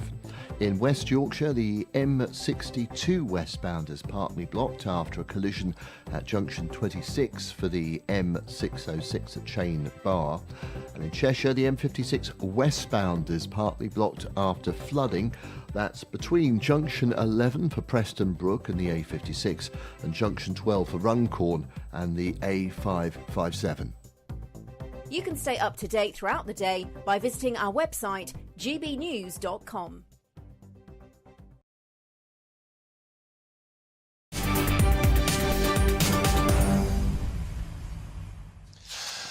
Welcome back. It's 20 to 5 with me, Martin Daubney, here on GB News. Now, 1,000 farmers have staged tractor protests today with go slow drives targeting supermarket supply chains in a warning shot to Sir Keir Starmer.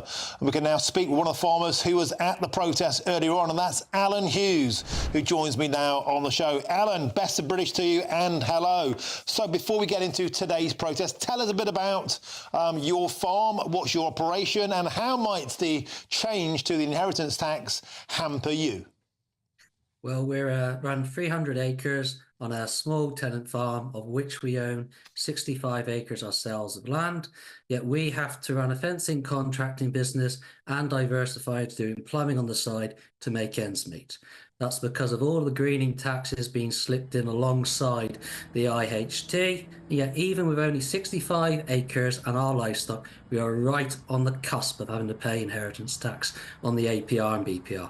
And if prices keep going up on land, we'll be over it with only 65 acres. And we're constantly told that farmers live the life of Riley. Now, you're all rolling in money. You live in a lovely life in the countryside. You sometimes feel politicians really don't understand the countryside. And that brings me on to today's protest. It seems, Alan Hughes, as though there is a gradual ratcheting up of the action. We've gone from wellies and flat caps in Westminster and a cup of tea afterwards at GB News. We then went on to barricading places like where Steve Reed was in Oxford yesterday. And this rolling protest today, it's not bringing Britain to a halt yet. But the statement of intent seems to be there, the Farmers to Action group today. We can see on our screen now tractors going around a Tesco food distribution centre. So, Alan Hughes, the message seems to be, if we did want to stop food getting to supermarkets, if we did want to choke those suppliers off, then that is possible. It'd be incredibly easy. There's not much which compares to a tractor other than a tank. If we want to go somewhere, there isn't much you can do to stop it. And they're very versatile at moving things. So if we decided that we needed to take action, we can. The question is, if somebody was taken away 4 generations of work, your home, your livelihood, and your children's future, would you sit by and do nothing, or would you stand and say, enough is enough? And Alan Hughes, for now, do you feel that the public is still with you on this journey? For example, when you're doing albeit a rolling protest today, you were slowing down traffic on roads, on motorways, all the way from Scotland to Wales, down to Cornwall, down to the south-east tip down there. Do you still feel the public are behind you? Overwhelmingly so. We had over 6 miles of tailbacks where we were today, with traffic going the opposite direction. Everybody was waving, honking horns and flashing lights. I had 3 vehicles swear at me out of tens of thousands. I think we are overwhelmingly supported by the public because we want fairer prices for us so farming can be actually profitable, and fairer prices to the public so they can afford good quality food instead of the supermarkets making billions out of us all and making a complete mockery of all of us. Alan Hughes, I get sworn at more than 3 times a day in my vehicle. That's probably because people recognise me from GB News. I digress. I'm getting the feeling, Alan, that you and the lads and the ladies that are out there in your tractors, Farmers to Action, the Together Group, Alan Miller, Leslie Caton were there too, and all of the farmers we have in this studio, Clive Bailey, Martin Williams, Ollie Harrison. I very much get the feeling that you boys and the girls are in it for the long haul. You're not going to back down anytime soon, are you? No. Look, we are out in all weather, all conditions, every day of the week. We are used to hard graft and long hours. If it comes down to a blinking competition, this government hasn't got a hope. This is why the army love farmers joining, because we're in better condition than they are for the situation. They haven't got to break us down and remold us into something durable. We've been doing this since we were children. So if they want to have a go, good luck. OK, well, people said at the start of today you've picked on the wrong target. Alan Hughes, I very much get the feeling, pardon the pun, that you boys, you're digging in. You're going to keep ploughing the same old furrow. Alan, always a pleasure. You take care. Love to you and your family. Stay safe. Thank you very much. Thank you very much. Cheers, mate. Now, earlier on I spoke to the broadcaster and the journalist Matthew Stadlin, who thinks that we shouldn't feel sorry for farmers. I think this threatening behaviour, and I don't mean physically threatening behaviour, is outrageous, Martin. And I think it's outrageous because we have something like more than 1/3 of children in this country living in some form of poverty. The idea of these children ever having to pay inheritance tax is absolutely pie in the sky. And these farmers are protesting, it seems to me, because they do not want to pay half of the rate of inheritance tax that those of us who do have to pay inheritance tax will pay. And that's after a certain amount of money, and they can, and let's remind viewers, they can avoid inheritance tax entirely, in some cases, for the first £3 million. That's Matthew Stadlin earlier. Now, Prince Harry and Meghan have opened their $29 million mansions to friends displaced by the LA wildfires. Harry and Meghan to the rescue. More on that next. I'm Martin Daubney on GB News, Britain's news channel.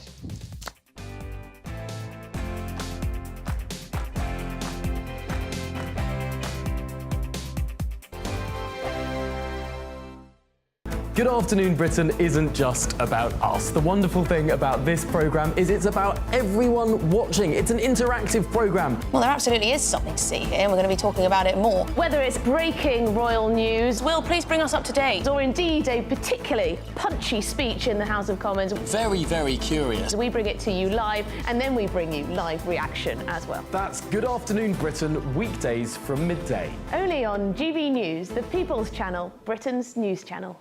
Sunday with Michael Portillo from 11, only on GB News. With the dawn of the new year come new opportunities for the stage. Stefan Kyriazis joins us now to share how he started 2025. We've got Sigourney Weaver, Hollywood star, coming in as Prospero in The Tempest. It's an experience. Sigourney Weaver has got this kind of patrician presence. She's always on stage, sat watching or stalking the area, but she doesn't quite get the Shakespearean rhythms for me. We've got more trauma for you, and we've got a little clip to run first. Cat on a Hot Tin Roof.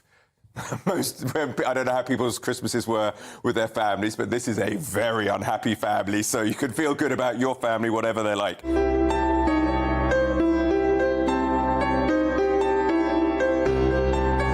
This is Tennessee Williams' deeply unhappy story of a family in sort of plantation south. The patriarch, Big Daddy, is dying, although he doesn't know it yet. Everyone is manoeuvring around him. Everyone is pretty unpleasant, pretty unhappy. It's all based on nobody really telling the truth. Everyone's suppressing things. Got one more thing for us? We do, and suddenly sunshine, life, joy. It's Nutcracker, but in Havana. Which is from Carlos Acosta. It's a very Cuban feel. And again, we've got a lovely little clip to cheer us all up. Good. That.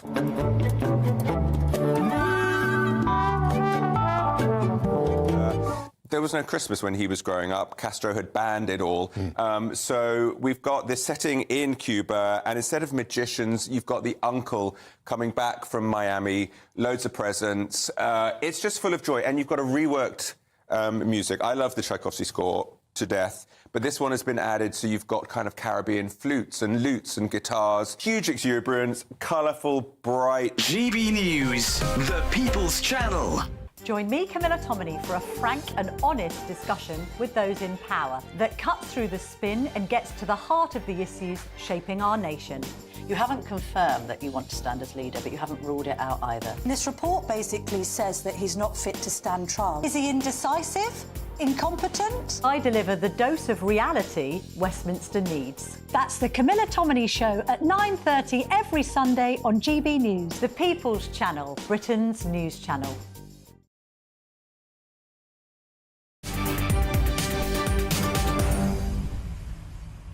Welcome back. It's 10 to 5 with me, Martin Daubney, here on GB News. Now, wildfires in Los Angeles have killed at least 10 people, and forecasters warn that more high winds may fan the flames further.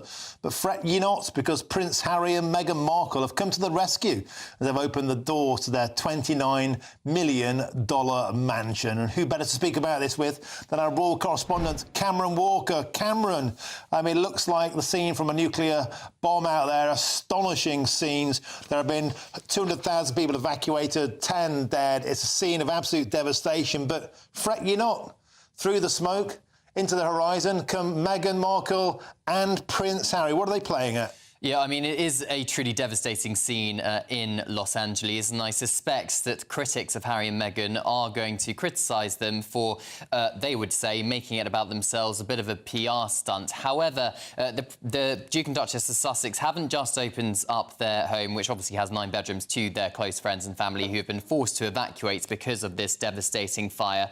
They have been actively working alongside their foundation to bring supplies to those who have been affected, particularly children's items, clothing and others, and they are in direct contact with those on the ground helping. And I understand that they are looking to see what else they can do in the days and months ahead. Their house itself is about 80 miles from the centre of this fire. It's not currently at risk of fire, but they are at risk of having their power shut off for safety reasons. Santa Barbara is the nearest major town to them. I mean, for Harry and Meghan, they're kind of damned if they do, damned if they don't. I suspect that if they remained silent and hadn't done anything, we'd be criticising them for the fact they hadn't done anything. But of course, they have, and people are making that comparison as why on earth have they been telling us about it. I suspect if the King and the Prince and Princess of Wales were living in a similar area, if this devastation was happening in the UK, they would be doing similar things to the Duke and Duchess of Sussex. A number of other celebrities have voiced their support on social media and have been donating money to various charities. But the question for Harry and Meghan is, all of this stuff which sources tell us they are doing, is it going to have actual impact on the ground? Is it going to actually help people, or is it just empty words? And I think it's too early to tell what the answer to that question is. And probably, you know, you've just lost your home, you've lost your neighbourhood, your child may have lost their school. But, you know, that's OK, because Meghan gives you a scented candle from her exclusive range, or perhaps some strawberry jam. Just the kind of thing you need when you're facing the lifetime of loss and trauma. I'm being a cynic. Perhaps it will even feature in a Netflix documentary, Cameron.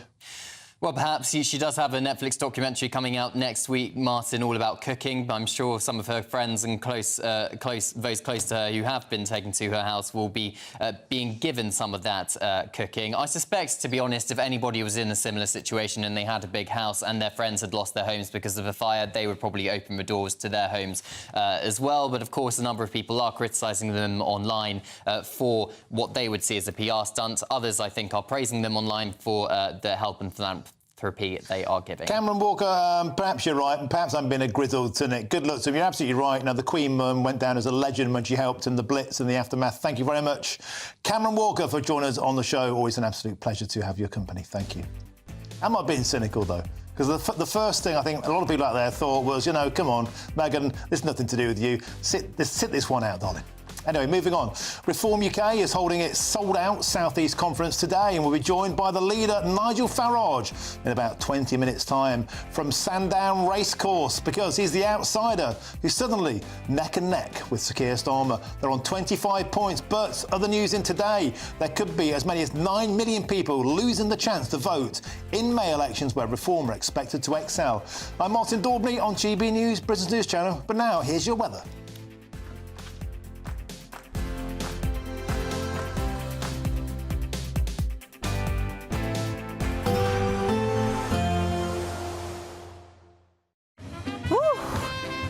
Chilly start will give way to a lovely, warm afternoon. Boxed heat pumps, sponsors of weather on GB News.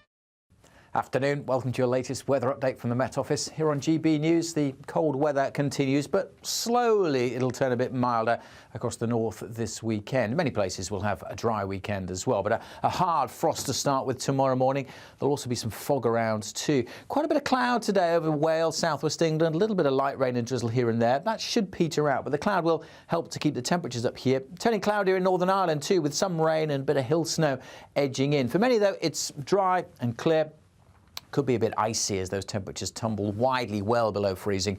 Minus teens across parts of northern England and Scotland. And some dense patches of fog. Parts of the Midlands, northwest England, into the Welsh Marches and across parts of eastern England too. Still the odd shower getting into northern Scotland today and tonight. So, as I said, that could turn things icy as we see a hard frost. But actually turning quite a bit milder in western Scotland. Temperatures above freezing here to start the day. Same goes for Northern Ireland, but it will be pretty damp with outbreaks of rain and drizzle. Cold and frosty for most of England and Wales, but those dense patches of fog, freezing fog, which may linger in some locations all day. Away from the fog, though, many areas dry, fine. A sparkling day of sunshine, but the cloud will edge away from Northern Ireland, bringing light rain and drizzle to western Scotland, maybe parts of the Lake District and North Wales come the afternoon, and a bit of hill snow possible too. Where the fog sticks, we're not going to get much above freezing. Even in the sunshine in the east, 2 or 3 at best. But it is turning milder further west, 5 or 6 degrees. Milder still in the northwest on Sunday, but also wetter and windier. The rain edging in here, the wind strengthening, a bit of that rain getting to the north of Northern Ireland. Again, for most of England and Wales, southern Scotland, a dry day. Could again be some stubborn fog patches over parts of eastern England. Still chilly, but notice temperatures are starting to tick up a little bit, particularly so in the west, and turning milder even across the south next week. A nice bright morning will generate a lovely warm day, right through to the evening. Boxed Solar, sponsors of weather on GB News. The latest GB News travel. Good afternoon, I'm Alan Wright. In Staffordshire, the M6 northbound is blocked after a collision. It's happened between Keele Services and junction 16 for Stoke-on-Trent and Crewe. Congestion back past Keele Services and on the opposite carriageway as well now.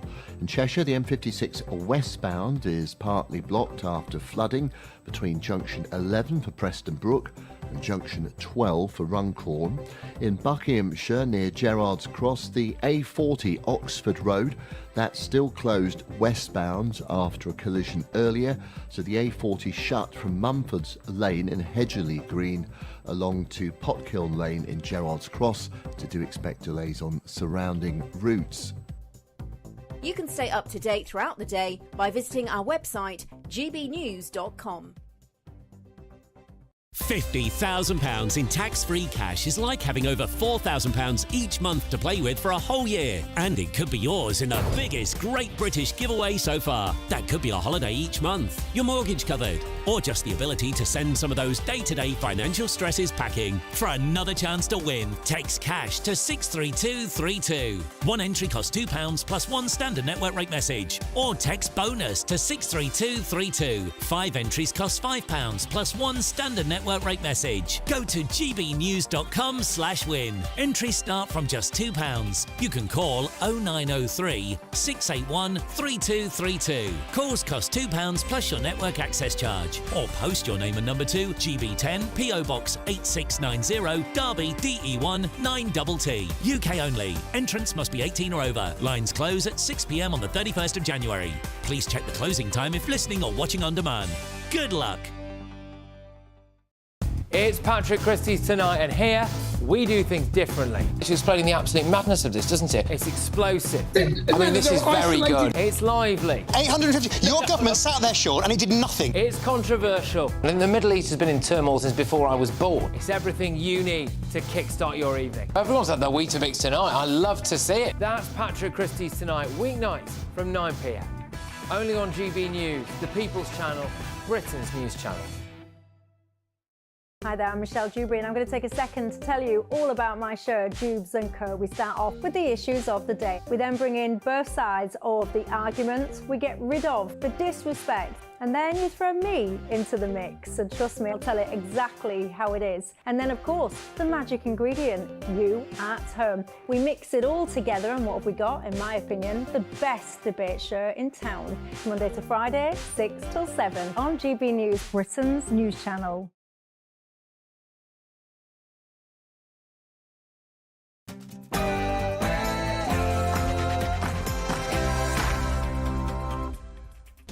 A very, very good afternoon to you. It's 5 p.m. and welcome to the Martin Daubney Show here on GB News. We're broadcasting for you live from the heart of Westminster and all across the UK.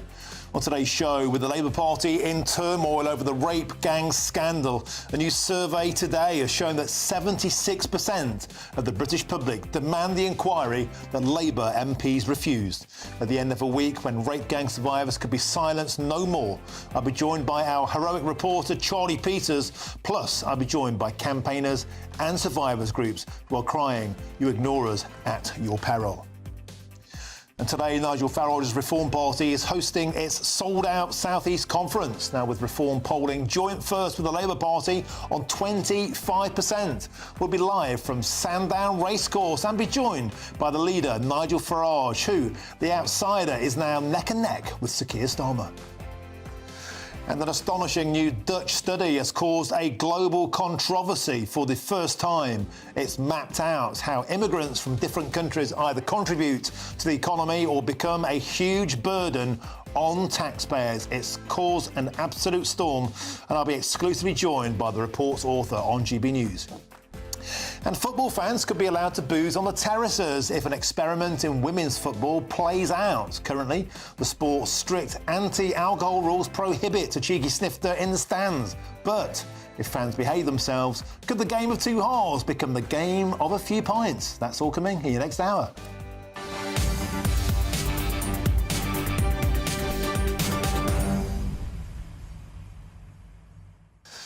Democracy delayed is democracy denied. That's been the call, as we've learned on the show today that an astonishing 9 million votes could be denied in the local council elections coming up in May. Elections in which Nigel Farage's Reform Party was expected to do rather well. The government expected to get something of a kicking. It was seen as a referendum on Sir Keir Starmer's calamitous first 7 months in government, perhaps. Today we've learned that 15 areas have applied to cancel those elections. They'll be delayed not for 1 year, but for 3, because even if an election happens in a year's time, the person who won that election wouldn't actually take control of the council for a further 2 years. That would deny 3 years of democratic access to any new candidates who are elected in, denying smaller parties the opportunity to build a power base, to get their votes going, to get their campaign working, effectively weighing the entire thing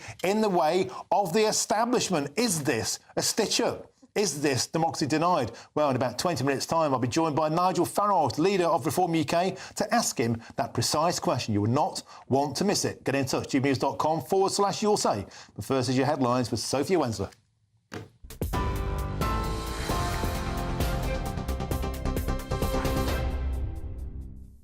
Martin, thank you. It's just gone 5 o'clock. These are your headlines. President-elect Donald Trump has been handed an unconditional discharge in the Stormy Daniels hush money case, meaning he won't go to jail or face a fine. It comes just days before the 78-year-old is due to be inaugurated as US president for a second time on the 20th of January. Explaining his decision, Judge Merchan says the protections afforded to the office of the president are a factor that overrides all others. Meanwhile, Trump said this has been a terrible experience and he is totally innocent. A nighttime curfew has been imposed in fire-hit areas of LA as police warn that anyone involved in despicable looting will be arrested. At least 10 people have died in wildfires tearing through the region, with high winds threatening to spread the flames further. 5 fires are still burning and a man has been detained, but authorities say there's no conclusive proof they were started deliberately. Officials warn the death toll could rise as it's been too dangerous to access some of the worst hit areas. Tractors are taking over UK roads as British farmers protest Labour's family farm inheritance tax. Today marks the final day of 3 consecutive demonstrations, timed to coincide with the Oxford Farming Conference yesterday. Environment Secretary Steve Reed apologised to farmers in his speech at the conference, but gave no indication the policy would be reversed. Our reporter Will Hollis is at one of the protests in Buxton, where he's been speaking to farmer Les Boom, who says the future of family-owned farms is under threat. The problem we've got, we've really dictated by supermarket prices. Not a lot of us are making much money. So if we have a 40% tax on my death, basically, me kids would have to come up with probably 400,000.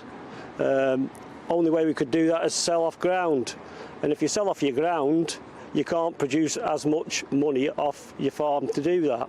So it's just a spiral going down and down. The owner of British Gas has warned UK gas stores have fallen to concerningly low levels amid freezing cold temperatures. Centrica says the UK now has less than a week's worth of demand for gas in store. The country's largest gas store site said it could be down to plunging temperatures driving up demand, adding that the need to replenish stocks could lead to rising prices ahead. National Grid data showed today that natural gas accounted for 53% of power in the UK's system, with renewables offering just 16% of the country's needs. In other news, the Chancellor's trip to China is going ahead despite opposition calls to cancel it after the pound hit a 14-month low and borrowing costs soared. Culture Secretary Lisa Nandi's defended Rachel Reeves's visit, saying it's vital to maintain strong ties with the world's second-largest economy. Government borrowing costs, rising since August, have climbed further today, sparking fears of tax hikes or spending cuts. Meanwhile, analysts link the pound's dip to broader economic concerns, with the Treasury ruling out emergency intervention. Officials insist they are balancing immediate economic stability with long-term growth plans. Britain shivered through its coldest night this winter, with temperatures plunging to -14 degrees in Scotland. Rail services are severely affected, with ice preventing trains from running at London Charing Cross and delays reported across Northern Merseyside Rail, ScotRail and Great Western Railway networks. And forecasters say it could get even colder tonight, with temperatures in the northeast potentially dropping to -16 degrees. Director of Weather Trending, John Hammond, says freezing fog is expected to cause travel disruption in England and Wales. If you are journeying out, just do allow a bit of extra time because you will have to scrape the windscreen surfaces. Very icy, as you mentioned, warnings in force. And frankly, those temperatures are not going to creep much above freezing all day long. So typically we're looking at highs of 0 to 3 degrees. So nothing in terms of snowfall is really going to thaw much, certainly in the shade. If you've got snow cover, you'll come back home tonight with just about the same amount. Now, police in the Highlands say 2 more lynx have been spotted in the same area where a pair of wildcats were captured on Thursday. Officers are warning the public not to approach the animals, with specially trained teams working to capture them. The Royal Zoological Society of Scotland, now caring for the captured lynx, has called their illegal release highly irresponsible. Investigations are ongoing to uncover the full story behind the incidents. Those are the latest GB News headlines. More in half an hour. For the very latest GB News direct to your smartphone, sign up to News Alerts by scanning the QR code or go to gbnews.com/alerts.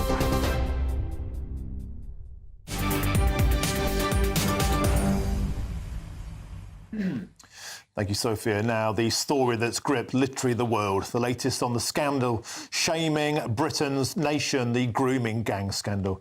Shocking new police figures out today have found that rape gangs are still committing more than 2 child sexual abuse offences every single day across England and Wales. And GB News can exclusively reveal that 76% of all adults wanted a national inquiry into the grooming gang scandal. So is Sir Keir Starmer completely out of touch with the British public? In opposition, he demanded 9 inquiries. So what's more important to him than rape gangs? Well, here's the answer. He wanted inquiries in opposition into the COVID pandemic, into Dominic Cummings' eye test excuse, into Robert Jenrick's links to a Tory donor, into COVID contracts, into sexual misconduct in schools, into lobbying rows between David Cameron and an Australian banker. He wanted an inquiry, of course, into Boris Johnson and Wallpapergate, lest we forget Cakegate. He also wanted inquiries into the Lucy Letby scandal and the failings of the Nottingham killings investigation that, of course, has Valdo Callaghan. But Keir Starmer did not want an inquiry into the rape gangs. In fact, he ordered his MPs to vote against it this week, and in the process called everybody who did want one far right. Well, joining me now in the studio is the man who's really forced this conversation globally. It's our national news reporter, Charlie Peters. Charlie, first of all, I want to do this. Thank you. Top man on the island. Amazing reporting. That comment about far right, that was the moment where people were so galvanised, GB News viewers, people responding to surveys saying we're not far right, we're just sick of being told we're racist, we're Islamophobic. And it's got worse. Today, Oldham, one of the most rotten of boroughs, Oldham, a council that employed a gang rape leader as a safety officer. They employed a monster. Today, they're saying also that if you criticise Oldham, you're far right.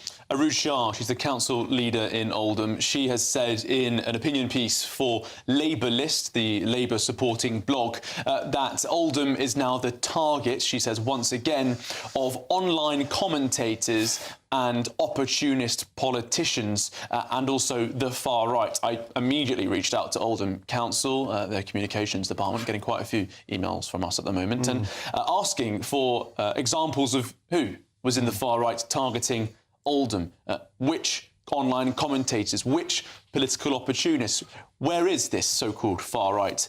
They did not want to add to their comments. So, I mean, I've been in Oldham this week. I didn't see any far right on the streets. I didn't see people targeting Oldham. She says online commentators.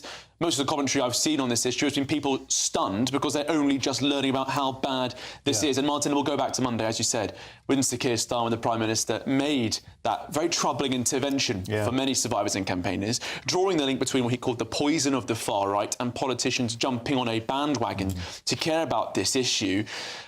One Labour advisor spoke to me earlier in the week and said that incident would have been a throwing things at the wall in number 10 moment for his advisors, thinking, what on earth has the Prime Minister done saying that? Because immediately it gives the story more oxygen. In many ways, survivors are very angry about what he said.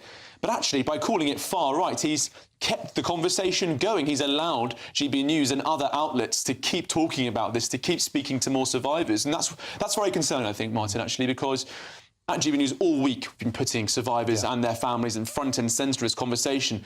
But all too often, as we're seeing now, it takes politics to keep it in the spotlight. And just a further thing to add, which just makes it feel incredulous, a poll out today by the Women's Policy Centre. This is feminists just furious about the fact that they're being called far right. They said that not only does 76% of all Brits want that inquiry, but 65% of people who voted for the Labour Party at the last general election. Is Sir Keir Starmer seriously saying that 2/3 of his own electoral base are far right? Yeah, it's very troubling numbers for the Labour Party, and it comes also within that polling. It says that 76% of respondents also support deportation for abusers with dual nationality or those of solo foreign nationality. I know of several perpetrators with convictions around the country who haven't been deported. The headline that keeps coming back every time is Kari Ralph and Adil Khan in Rochdale. Well, they're headline horrors, those two. They just keep coming back because the state keeps failing to deport them. But there are so many others. Very few people know about Shakil Chowdhury, for example, jailed in 2007 for 6 years after he raped a 12-year-old. He was out of jail in 3. He's never been deported. The Labour MP who raised concerns at the time, Debbie Abraham, said that he needed to be deported. He never has been.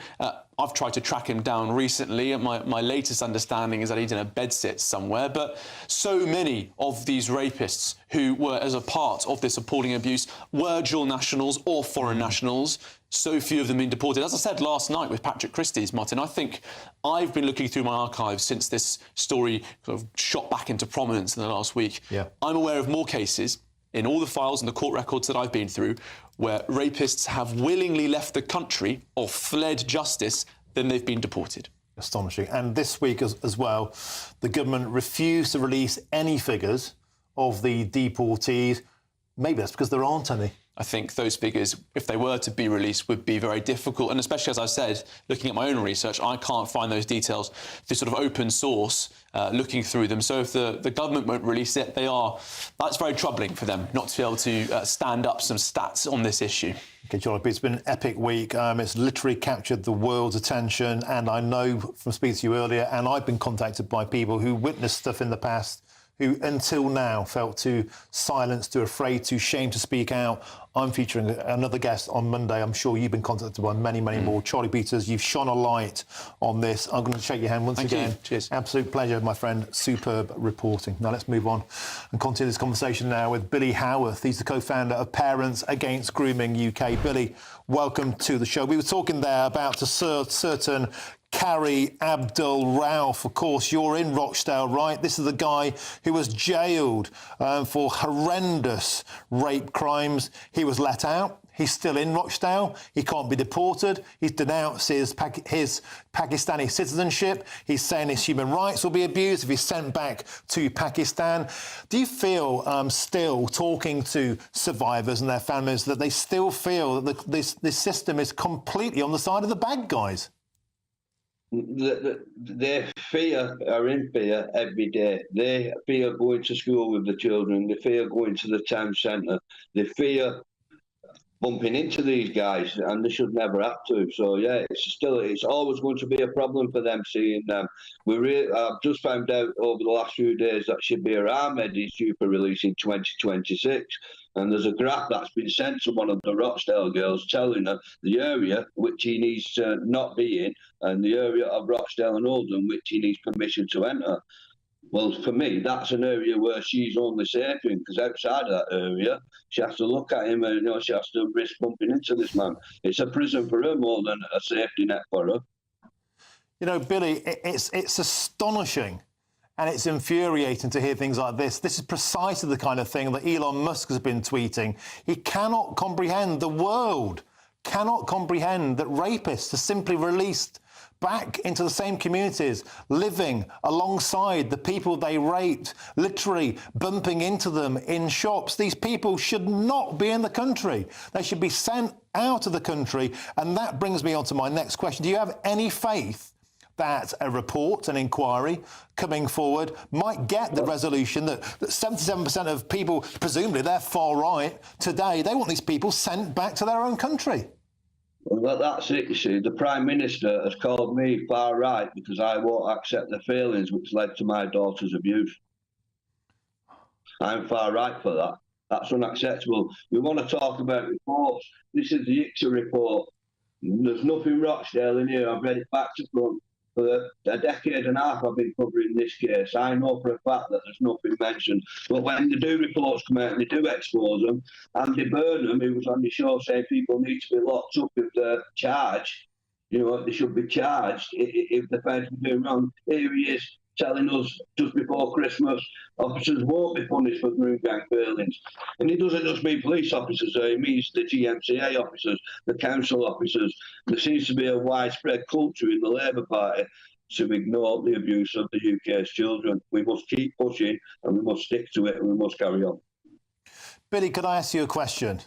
And it's this. Do you think there's been resistance from the Labour Party into an inquiry? Because perhaps that inquiry might expose the fact there's been a lot of bad goings-on Labour councils throughout Britain, particularly in places like Rochdale, which is going to cause them a huge, huge problem. There is no doubt in my mind, in the decade and a half I've worked in this, that the Labour Party are complicit in the abuse of the UK's children. Astonishing. And Billy, you know, thank you for what you do. And I just wish you every strength. And I know what happened to your daughter has changed your life forever. But I do hope you feel that we are turning a corner. We're helping you as best we can at GB News, Charlie Peters and the reporting we're doing, Elon Musk, everyone, to get this talked about, because it cannot be swept under the carpet. Do you want to quickly come in there? Yes, I just wanted to say Elon Musk in 5 tweets has done what I've tried to do for the last 2 decades. So I just wanted to say thank you for that, because it's been a massive help to survivors. And all the survivors I've spoken to, which is in its hundreds, have all said they really want an independent inquiry. And there we go. And perhaps that makes them far right. Perhaps it makes all of us far right. You know, we simply want justice. We simply want resolution. We simply want peace. And for that, we're called far right by the government. Well, we're not far right. We're just right. Billy Howarth, co-founder of Parents Against Grooming UK, and Charlie Peters, thank you very, very much. It's been quite an incredible week. Now, a government spokesperson from the Home Office issued the following statement. No child should ever suffer sexual abuse or exploitation, and it is paramount that we do more to protect vulnerable children, which is why we are working at pace across government to drive forward real action. Now, coming next, don't go anywhere, because Nigel Farrar joins us live from Reform UK's South East Conference. I'm Martin Daubney on GB News, Britain's News Channel.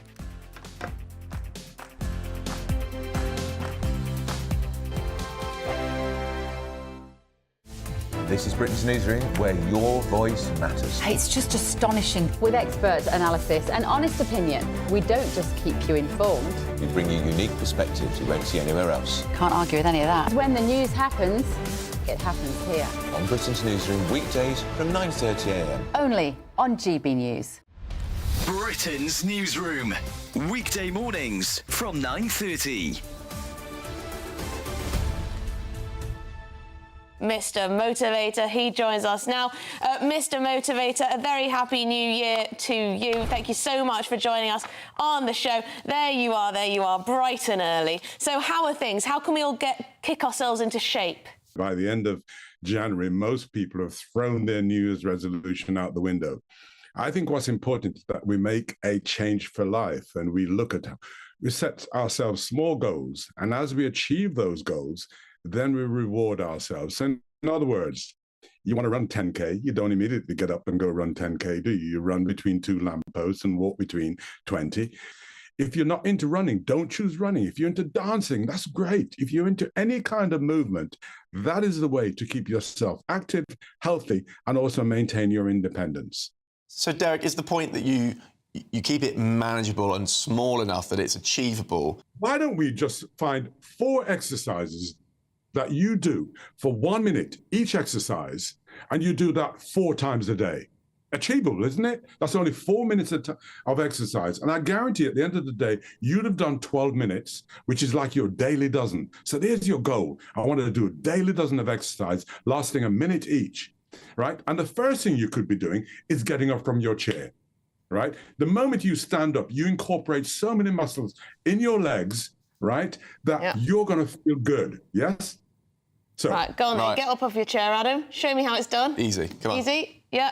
Look at that. No hand. The next thing I want you to do is to reach up real high. And if you bring it down, up I'll and do down. that one. Yeah. For a minute, palms facing. Oh, for a minute? You're not flying a minute. That's better. There we go. GB News, the People's Channel. Thank you, Britain. Thank you for watching. Thank you for listening. Thanks for subscribing. Thank you for your support. It's you that make us the People's Channel. As we reflect on our journey so far, we're filled with immense gratitude.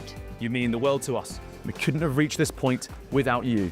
As a very special thank you, we are giving you the chance to win one of 50 GB News thank you boxes. They're worth £50 each. For full terms and conditions, and to enter, just go to gbnews.com/thank you.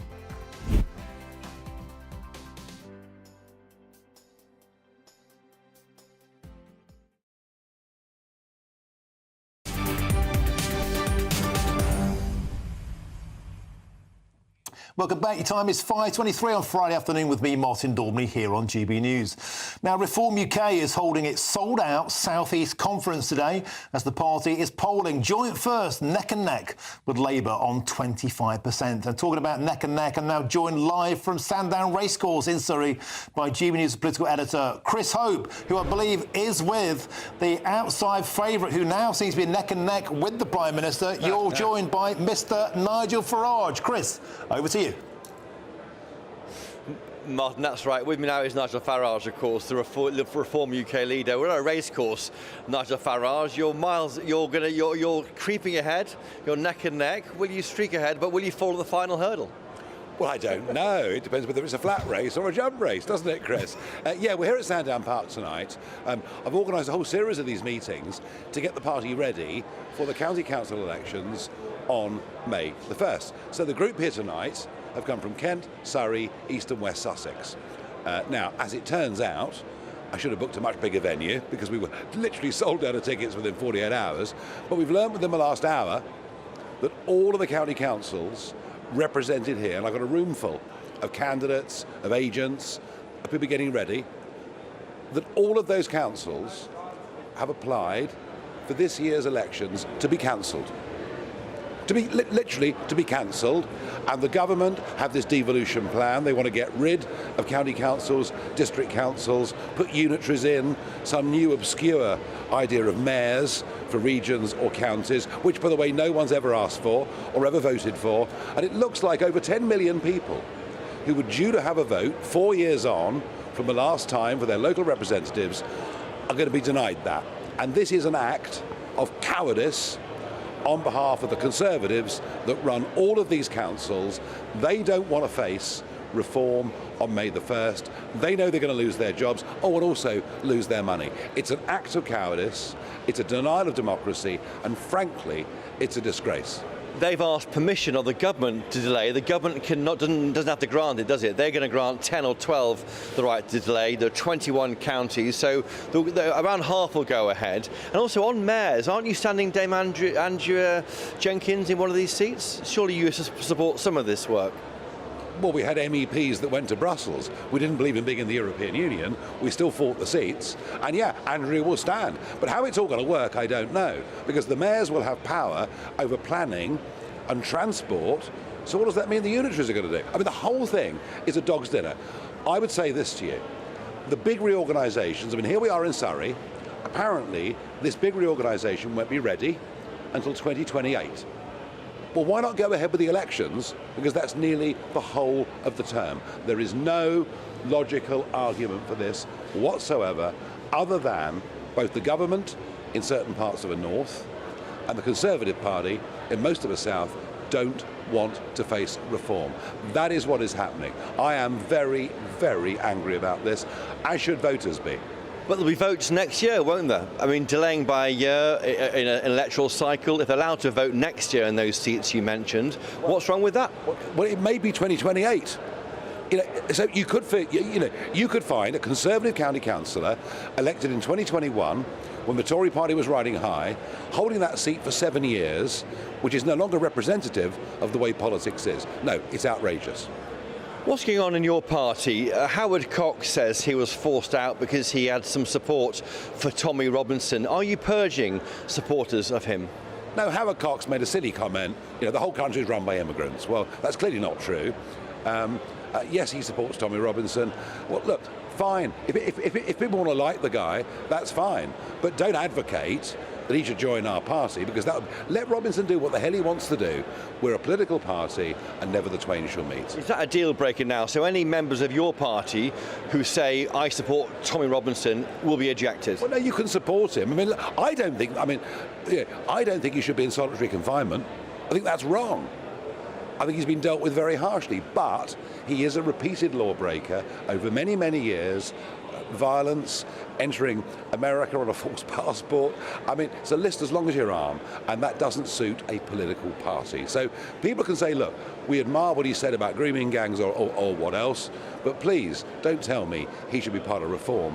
That doesn't work. I only ask because last week in Leicester, 2 of those individuals in the audience shouted at Lee Anderson, we want Tommy Robinson, or showed support. Why aren't those guys being chucked out of your conferences? Well, I think Lee made it perfectly clear, shut up or get out. And 998 didn't say that.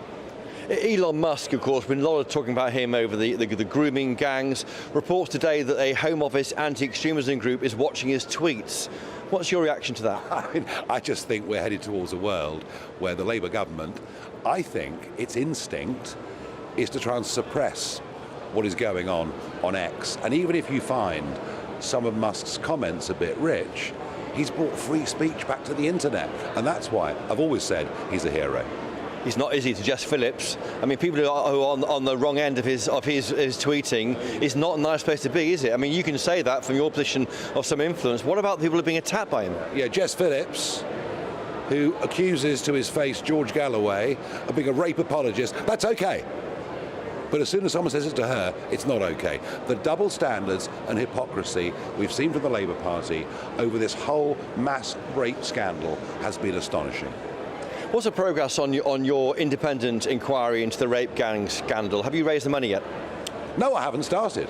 I've just said if the government don't do it, we will do it. But I think what you saw yesterday was Andy Burnham, very prominent Labour figure, coming out, backing the inquiry. YouGov polling out today, suggesting 76% of the country support an inquiry. And I think with those moves, with a softening of Sir Keir Starmer's language at Prime Minister's questions yesterday, and with the threat that Reform are going to do it anyway, I think he'll buckle. If he doesn't, I'll raise the money and get on with it. He says he'll listen to the victims, doesn't he? If more victims come forward, that may lead to that inquiry.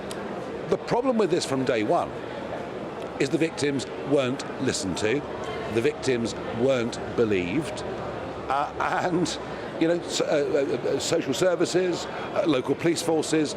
The victims have never had a voice in any of this. And that's why we need to have a full inquiry. But just as important as the victims is the cover-up. Why? Why were social services covering up what they knew to be true? Why were the police covering it up? Why were the Crown Prosecution Service? Well, they worried about racial tensions, weren't they? We know this. So it's okay for white people to be abused, but it's not okay for Muslims to feel unwanted. Is that what you're telling me? I mean, is that really what we did? Because it sounds like it is, and that's wrong. In terms of Elon Musk, would he fund your inquiry? Oh, I've no idea. I've no idea. There are plenty of people in Britain that I'm absolutely certain would, because I think we've had enough of two-tier. And you've just articulated it a moment ago. One group in the community being treated totally separately to another group in the community, raising money for something that shines a light on what might be the single worst evil we've seen in Britain in modern times. I promise you, if I have to do this, it won't be a problem. It's a big year for you, 2025. The right is split. You're doing well in the polls now. You're tied at 25 points each, according to one poll. Other polls say on average you're just behind the Tory party in third place. Why not do a deal with the Tories? Why not unite the right, Nigel Farage? You're too old, Chris. You've been around too long. The Tory party's dying. And the only people that can't see it are those in Westminster, because things are as they've always been. Get out into the country. The party is dying. We've not reached the floor for the Conservative Party by a very, very long way. I'm obviously delighted that we've made that breakout moment, that we're now showing ahead of them in the polls, and I reckon that gap will continue to widen. And I wouldn't do a deal. No, hang on. I wouldn't do a deal with people that have been so dishonest so often with the electorate. A year ago, you were on about 16 points. Now you're 23, 24. Where will you be this time next year? If I knew that, I'd go, the tote's just down there. I'd go put my money. I don't know. All I can tell you is, right now, there's big momentum behind reform, massive membership growth, huge energy and enthusiasm. I mean, this lot in the hall tonight initially will be very disappointed that the elections are cancelled, but it's not going to stop them. There's talk of a deal happening in Ashfield on the council level with Reform Tory deal. Is that happening?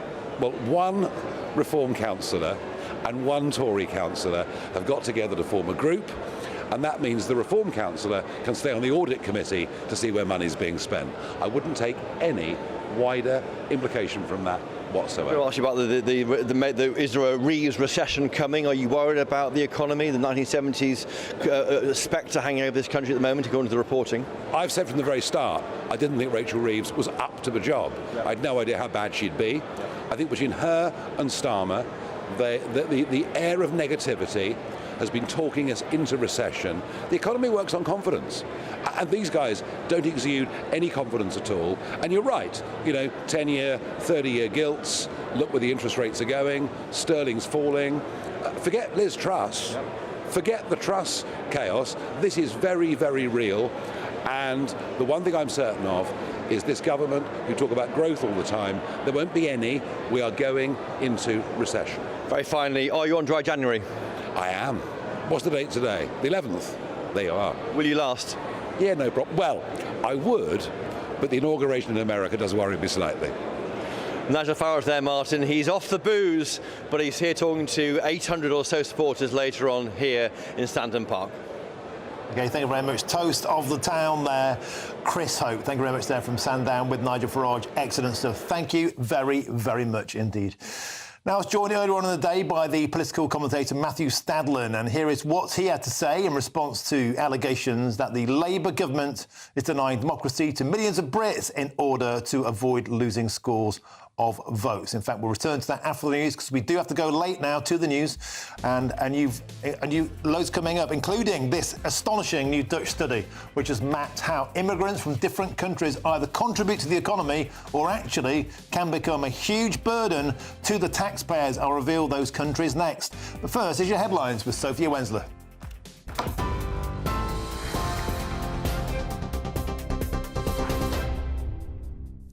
Martin, thank you. Your headlines at 5:35.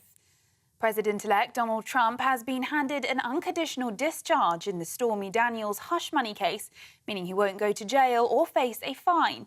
It comes just days before the 78-year-old is due to be inaugurated as US president for a second time on the 20th of January. Explaining his decision, Judge Merchant says the protections afforded to the office of the president are a factor that overrides all others. Meanwhile, Trump said that this has been a terrible experience and he is totally innocent. A nighttime curfew has been imposed in the fire-hit areas of LA as police warn that anyone involved in despicable looting will be arrested. At least 10 people have died in wildfires tearing through the region, with high winds threatening to spread the flames further. 5 fires are still burning and a man has been detained, but authorities say there's no conclusive proof that they were started deliberately. Officials warn the death toll could rise as it's been too dangerous to access some of the worst-hit areas. Now back in the UK, Sir Keir Starmer is under fire after a poll revealed 76% of the public, including 65% of Labour voters, support a national inquiry into grooming gangs. The backlash follows Labour MPs rejecting a Tory-led call for an inquiry. However, there are party divisions, with senior figures like Andy Burnham supporting a limited probe. The Greater Manchester Mayor says an inquiry would hold authorities accountable, with survivors claiming key issues remain unresolved despite an investigation in 2022. However, the government says it's focused on action, not delays. Downing Street insists it's committed to leaving no stone unturned, guided by survivors' demands. The owner of British Gas has warned UK gas stores have fallen to concerningly low levels amid freezing cold temperatures. Centrica says the UK now has less than a week's worth of demand for gas in store. The country's largest gas store site said it could be down to plunging temperatures driving up demand, adding that the need to replenish stocks could lead to rising prices ahead.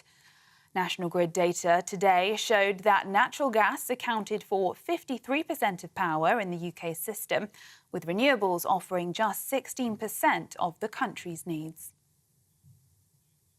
Those are the latest GB News headlines. More in half an hour.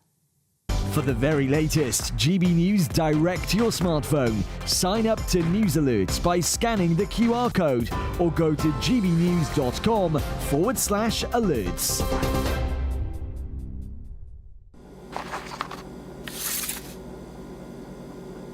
Crash Law 24 sponsors the GB News Finance Report. And here's a quick snapshot of today's markets. The pound will buy you $1.2219 and €1.1928. The price of gold is £2,205 and 83 pence per ounce. And the FTSE 100's closed the day at 8,248 points. Crash Law 24 sponsors the GB News Finance Report. Afternoon, welcome to your latest weather update from the Met Office. Here on GB News, the cold weather continues, but slowly it'll turn a bit milder across the north this weekend. Many places will have a dry weekend as well, but a hard frost to start with tomorrow morning. There'll also be some fog around too. Quite a bit of cloud today over Wales, southwest England, a little bit of light rain and drizzle here and there. That should peter out, but the cloud will help to keep the temperatures up here. Turning cloudier in Northern Ireland too, with some rain and a bit of hill snow edging in. For many though, it's dry and clear. Could be a bit icy as those temperatures tumble widely well below freezing. Minus teens across parts of northern England and Scotland. And some dense patches of fog. Parts of the Midlands, northwest England, into the Welsh Marches and across parts of eastern England too. Still the odd shower getting into northern Scotland today and tonight. So, as I said, that could turn things icy as we see a hard frost. But actually turning quite a bit milder in western Scotland. Temperatures above freezing here to start the day. Same goes for Northern Ireland, but it will be pretty damp with outbreaks of rain and drizzle. Cold and frosty for most of England and Wales, but those dense patches of fog, freezing fog, which may linger in some locations all day. Away from the fog, though, many areas dry, fine. A sparkling day of sunshine, but the cloud will edge away from Northern Ireland, bringing light rain and drizzle to western Scotland, maybe parts of the Lake District and North Wales come the afternoon, and a bit of hill snow possible too. Where the fog sticks, we're not going to get much above freezing. Even in the sunshine in the east, 2 or 3 at best. But it is turning milder further west, 5 or 6 degrees. Milder still in the northwest on Sunday, but also wetter and windier. The rain edging in here, the wind strengthening, a bit of that rain getting to the north of Northern Ireland. Again, for most of England and Wales, southern Scotland, a dry day. Could again be some stubborn fog patches over parts of eastern England. Still chilly, but notice temperatures are starting to tick up a little bit, particularly so in the west, and turning milder even across the south next week. The latest GB News travel. And a very good evening to you. I'm Johnny Ratner. The long delays continue on the M6 in Staffordshire. The motorway's down to a single lane on that 3-lane stretch northbound from junctions 15 to 60 near Stoke-on-Trent at the scene of a multi-vehicle collision around 4 o'clock. A number of lorries were involved in that. And in Nottinghamshire, to the east of Newark-on-Trent, the A17 is closed in 2 places around Leadenham for accident investigation work. Staying in Nottinghamshire, the A57 at Worksop is closed for accident investigation work. And in Northamptonshire, southwest of Northampton, the A43 is closed southbound off the M1 for investigation work following an accident. In East Sussex, the A23 shuts southbound at Preston Circus in Brighton after a fire broke out in the building. And there are severe delays on the Elizabeth line out of Abbeywood to Reading and Heathrow Terminal 4 and 5 due to an incident near Southall. That's the latest. I'm Johnny Ratner. You can stay up to date throughout the day by visiting our website, gbnews.com.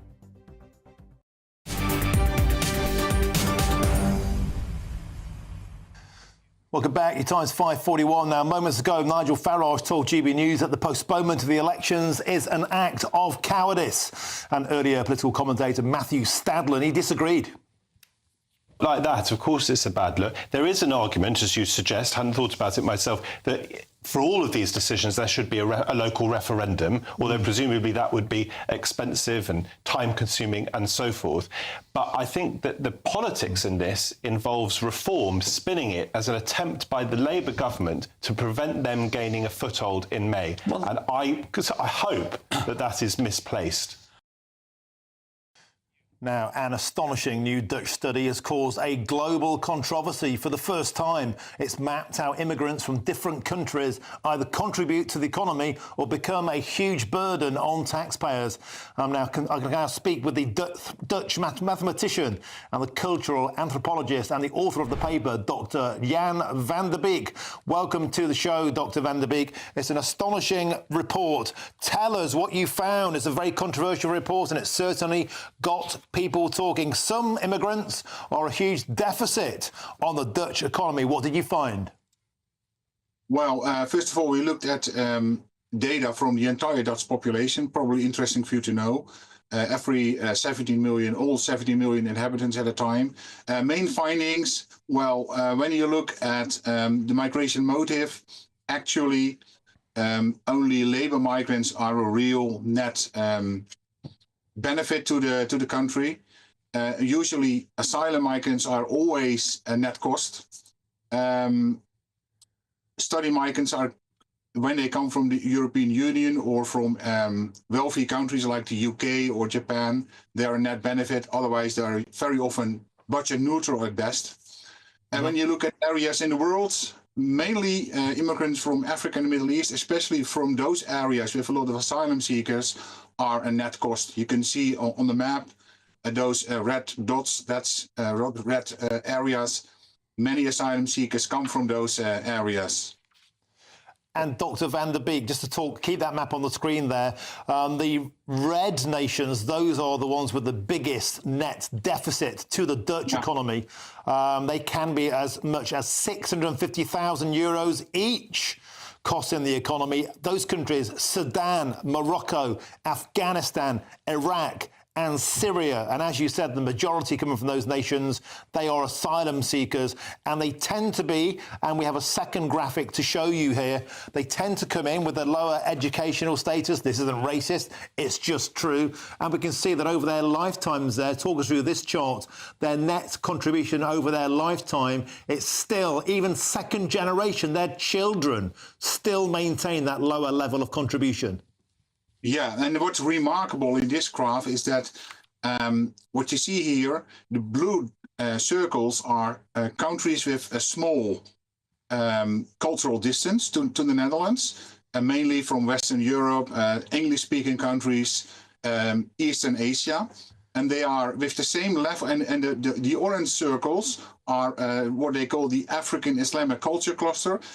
They have a very large cultural distance from the Netherlands. And you see that second generation with comparable level of education, when they come from this African Islamic culture cluster, they have a much lower net contribution to the Dutch treasury. So besides educational level, which is very important for the net contribution, also the cultural distance between the Netherlands and the home country of the parents is very important for the integration of the second generation.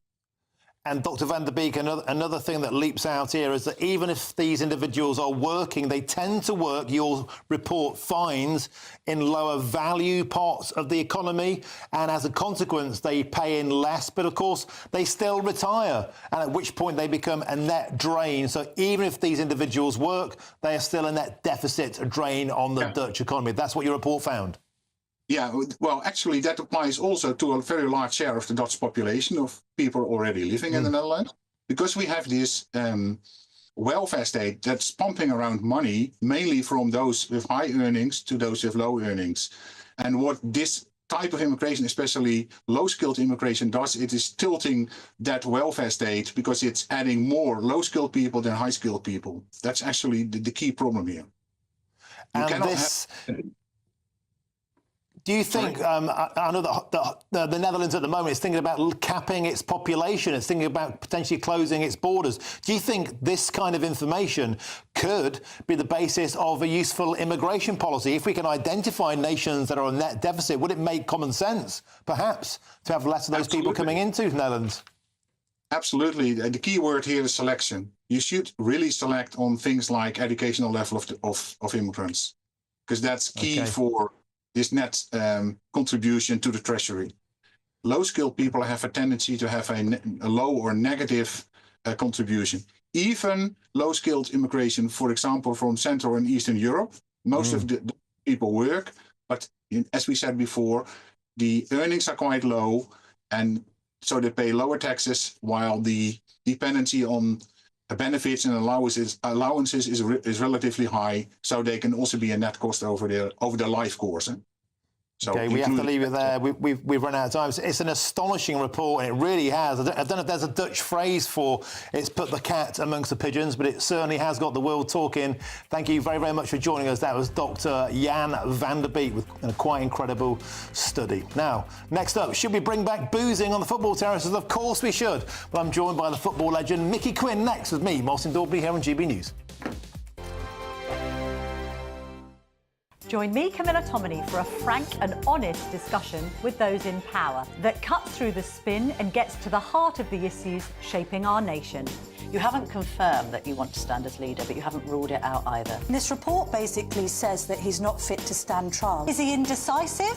Incompetent? I deliver the dose of reality Westminster needs. That's the Camilla Tominey Show at 9:30 every Sunday on GB News, the People's Channel, Britain's news channel.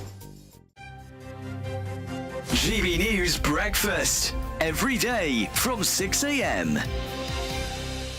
Have you noticed that more and more stores are closing? Well, last year, apparently 13,000 stores closed for the last time on the high street. Well, experts warn the worst is still to come for our small businesses.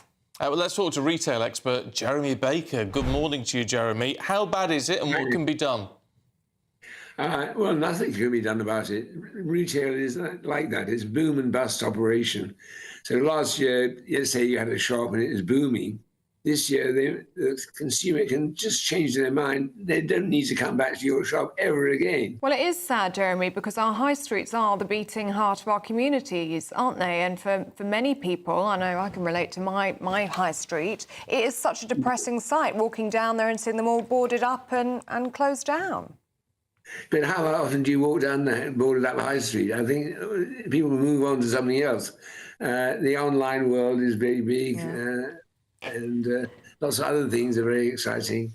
And so people, the shop, I like to go to my GP in a shopping centre and get my tests done there rather than tramp off all the way to the GP. For example, and children could go to little schools in the high street. I've seen that happen already. So lots of things could happen to the high street. It could be much more a social centre, much more kind of like pubs, coffee shops, all that. Charities. I don't see anything wrong with charities taking over, but the idea of the shop-centred high street finished, that's gone, never coming back. Goodbye. It's not sad, it's just life. GB News, the People's Channel.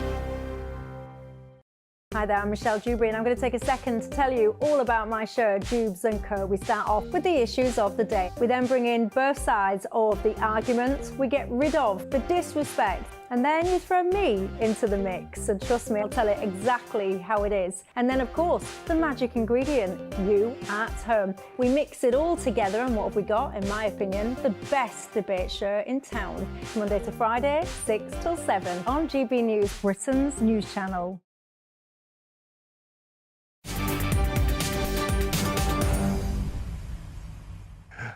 Welcome back. It's 5:51 with me, Martin Daubney, here on GB News. Now, could beer be set to make its long-awaited return to the football stands? Well, if a trial at select women's championship games is successful, then the lifting of the ban on the sale of booze could be spread to the men's game. Well, I'll drink to that. But what about the legend, the former footballer Mickey Quinn? Mickey, always a pleasure. Mate, back in the day, Mickey, you boys probably used to drink in the dressing room. So surely you're up for have a little drink on the terraces, mate? Well, look, it is an entertainment sport, Martin, as you well know, and there's nothing like having a few beers with the lads. But listen, I've looked at the pros and cons all day about this, Martin. I don't want to be in like one of them fan zones at the ground. Everyone's got a beer. A 40-yard screamer goes in the back of the net, and everyone throws the beer up, and you get a beer shampoo. Not for me, mate, not for me. Mickey, you know, I've never ever thrown a beer in the air. They cost about £6 a pint at those events. You know what I do though? I'll do this. Get a free mouthful. I don't know. Listen, I do think that it is an entertainment, football. Yeah. Now, I think they're going to trial it with the women's game, which is obviously a lot more relaxed, a lot more family orientated. And then they're going to see where they go from there. But I think it's been 1985 in the men's game where you cannot take a drink watching the pitch. And there's some severe penalties for it, Martin, as well, including a jail sentence. So I think they've got to get this right. But I remember I went to play in Greece, and I could drink a beer in the theatre, a beer in the cinema, and never any problems. Football is obviously an emotive sport. So I think we're all grown-ups. Why not? Yeah, I think you're making a very, very compelling case for emigrating to Greece, by the sound of it. But ahead of that, Greece wasn't the word, Martin. Greece wasn't the word. Got it. Now, Mickey, very quickly, do you think British football fans can be trusted? That rugby fans are OK, cricket fans, they'll have to have a little snifter on the terraces, but are football fans, have they still got, I don't know, the right attitude to have a pint on the terraces? I think they have. And I think that you've got to take each club as it is. And if they fail, then just ban them from drink. And then if the club has no trouble, let them enjoy themselves and let's have a drink and cheer their team on. Mickey Quinn, you know what? Absolutely, hallelujah. I'm going to drink to that. It's always a delight to have him on the show. Hallelujah.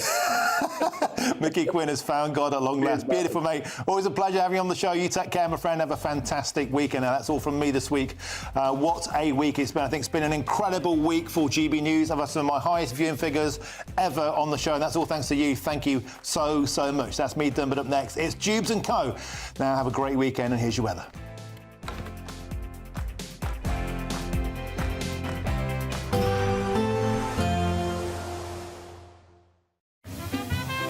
Heavy showers first thing will be followed by a warm, cosy day. Boxed boilers, sponsors of weather on GB News. Afternoon. Welcome to your latest weather update from the Met Office. Here on GB News, the cold weather continues, but slowly it'll turn a bit milder across the north this weekend. Many places will have a dry weekend as well, but a hard frost to start with tomorrow morning. There'll also be some fog around too. Quite a bit of cloud today over Wales, southwest England, a little bit of light rain and drizzle here and there. That should peter out, but the cloud will help to keep the temperatures up here. Turning cloudier in Northern Ireland too, with some rain and a bit of hill snow edging in. For many though, it's dry and clear. Could be a bit icy as those temperatures tumble widely well below freezing. Minus teens across parts of northern England and Scotland, and some dense patches of fog. Parts of the Midlands, northwest England, into the Welsh Marches, and across parts of eastern England too. Still the odd shower getting into northern Scotland today and tonight. So, as I said, that could turn things icy as we see a hard frost. But actually turning quite a bit milder in western Scotland. Temperatures above freezing here to start the day.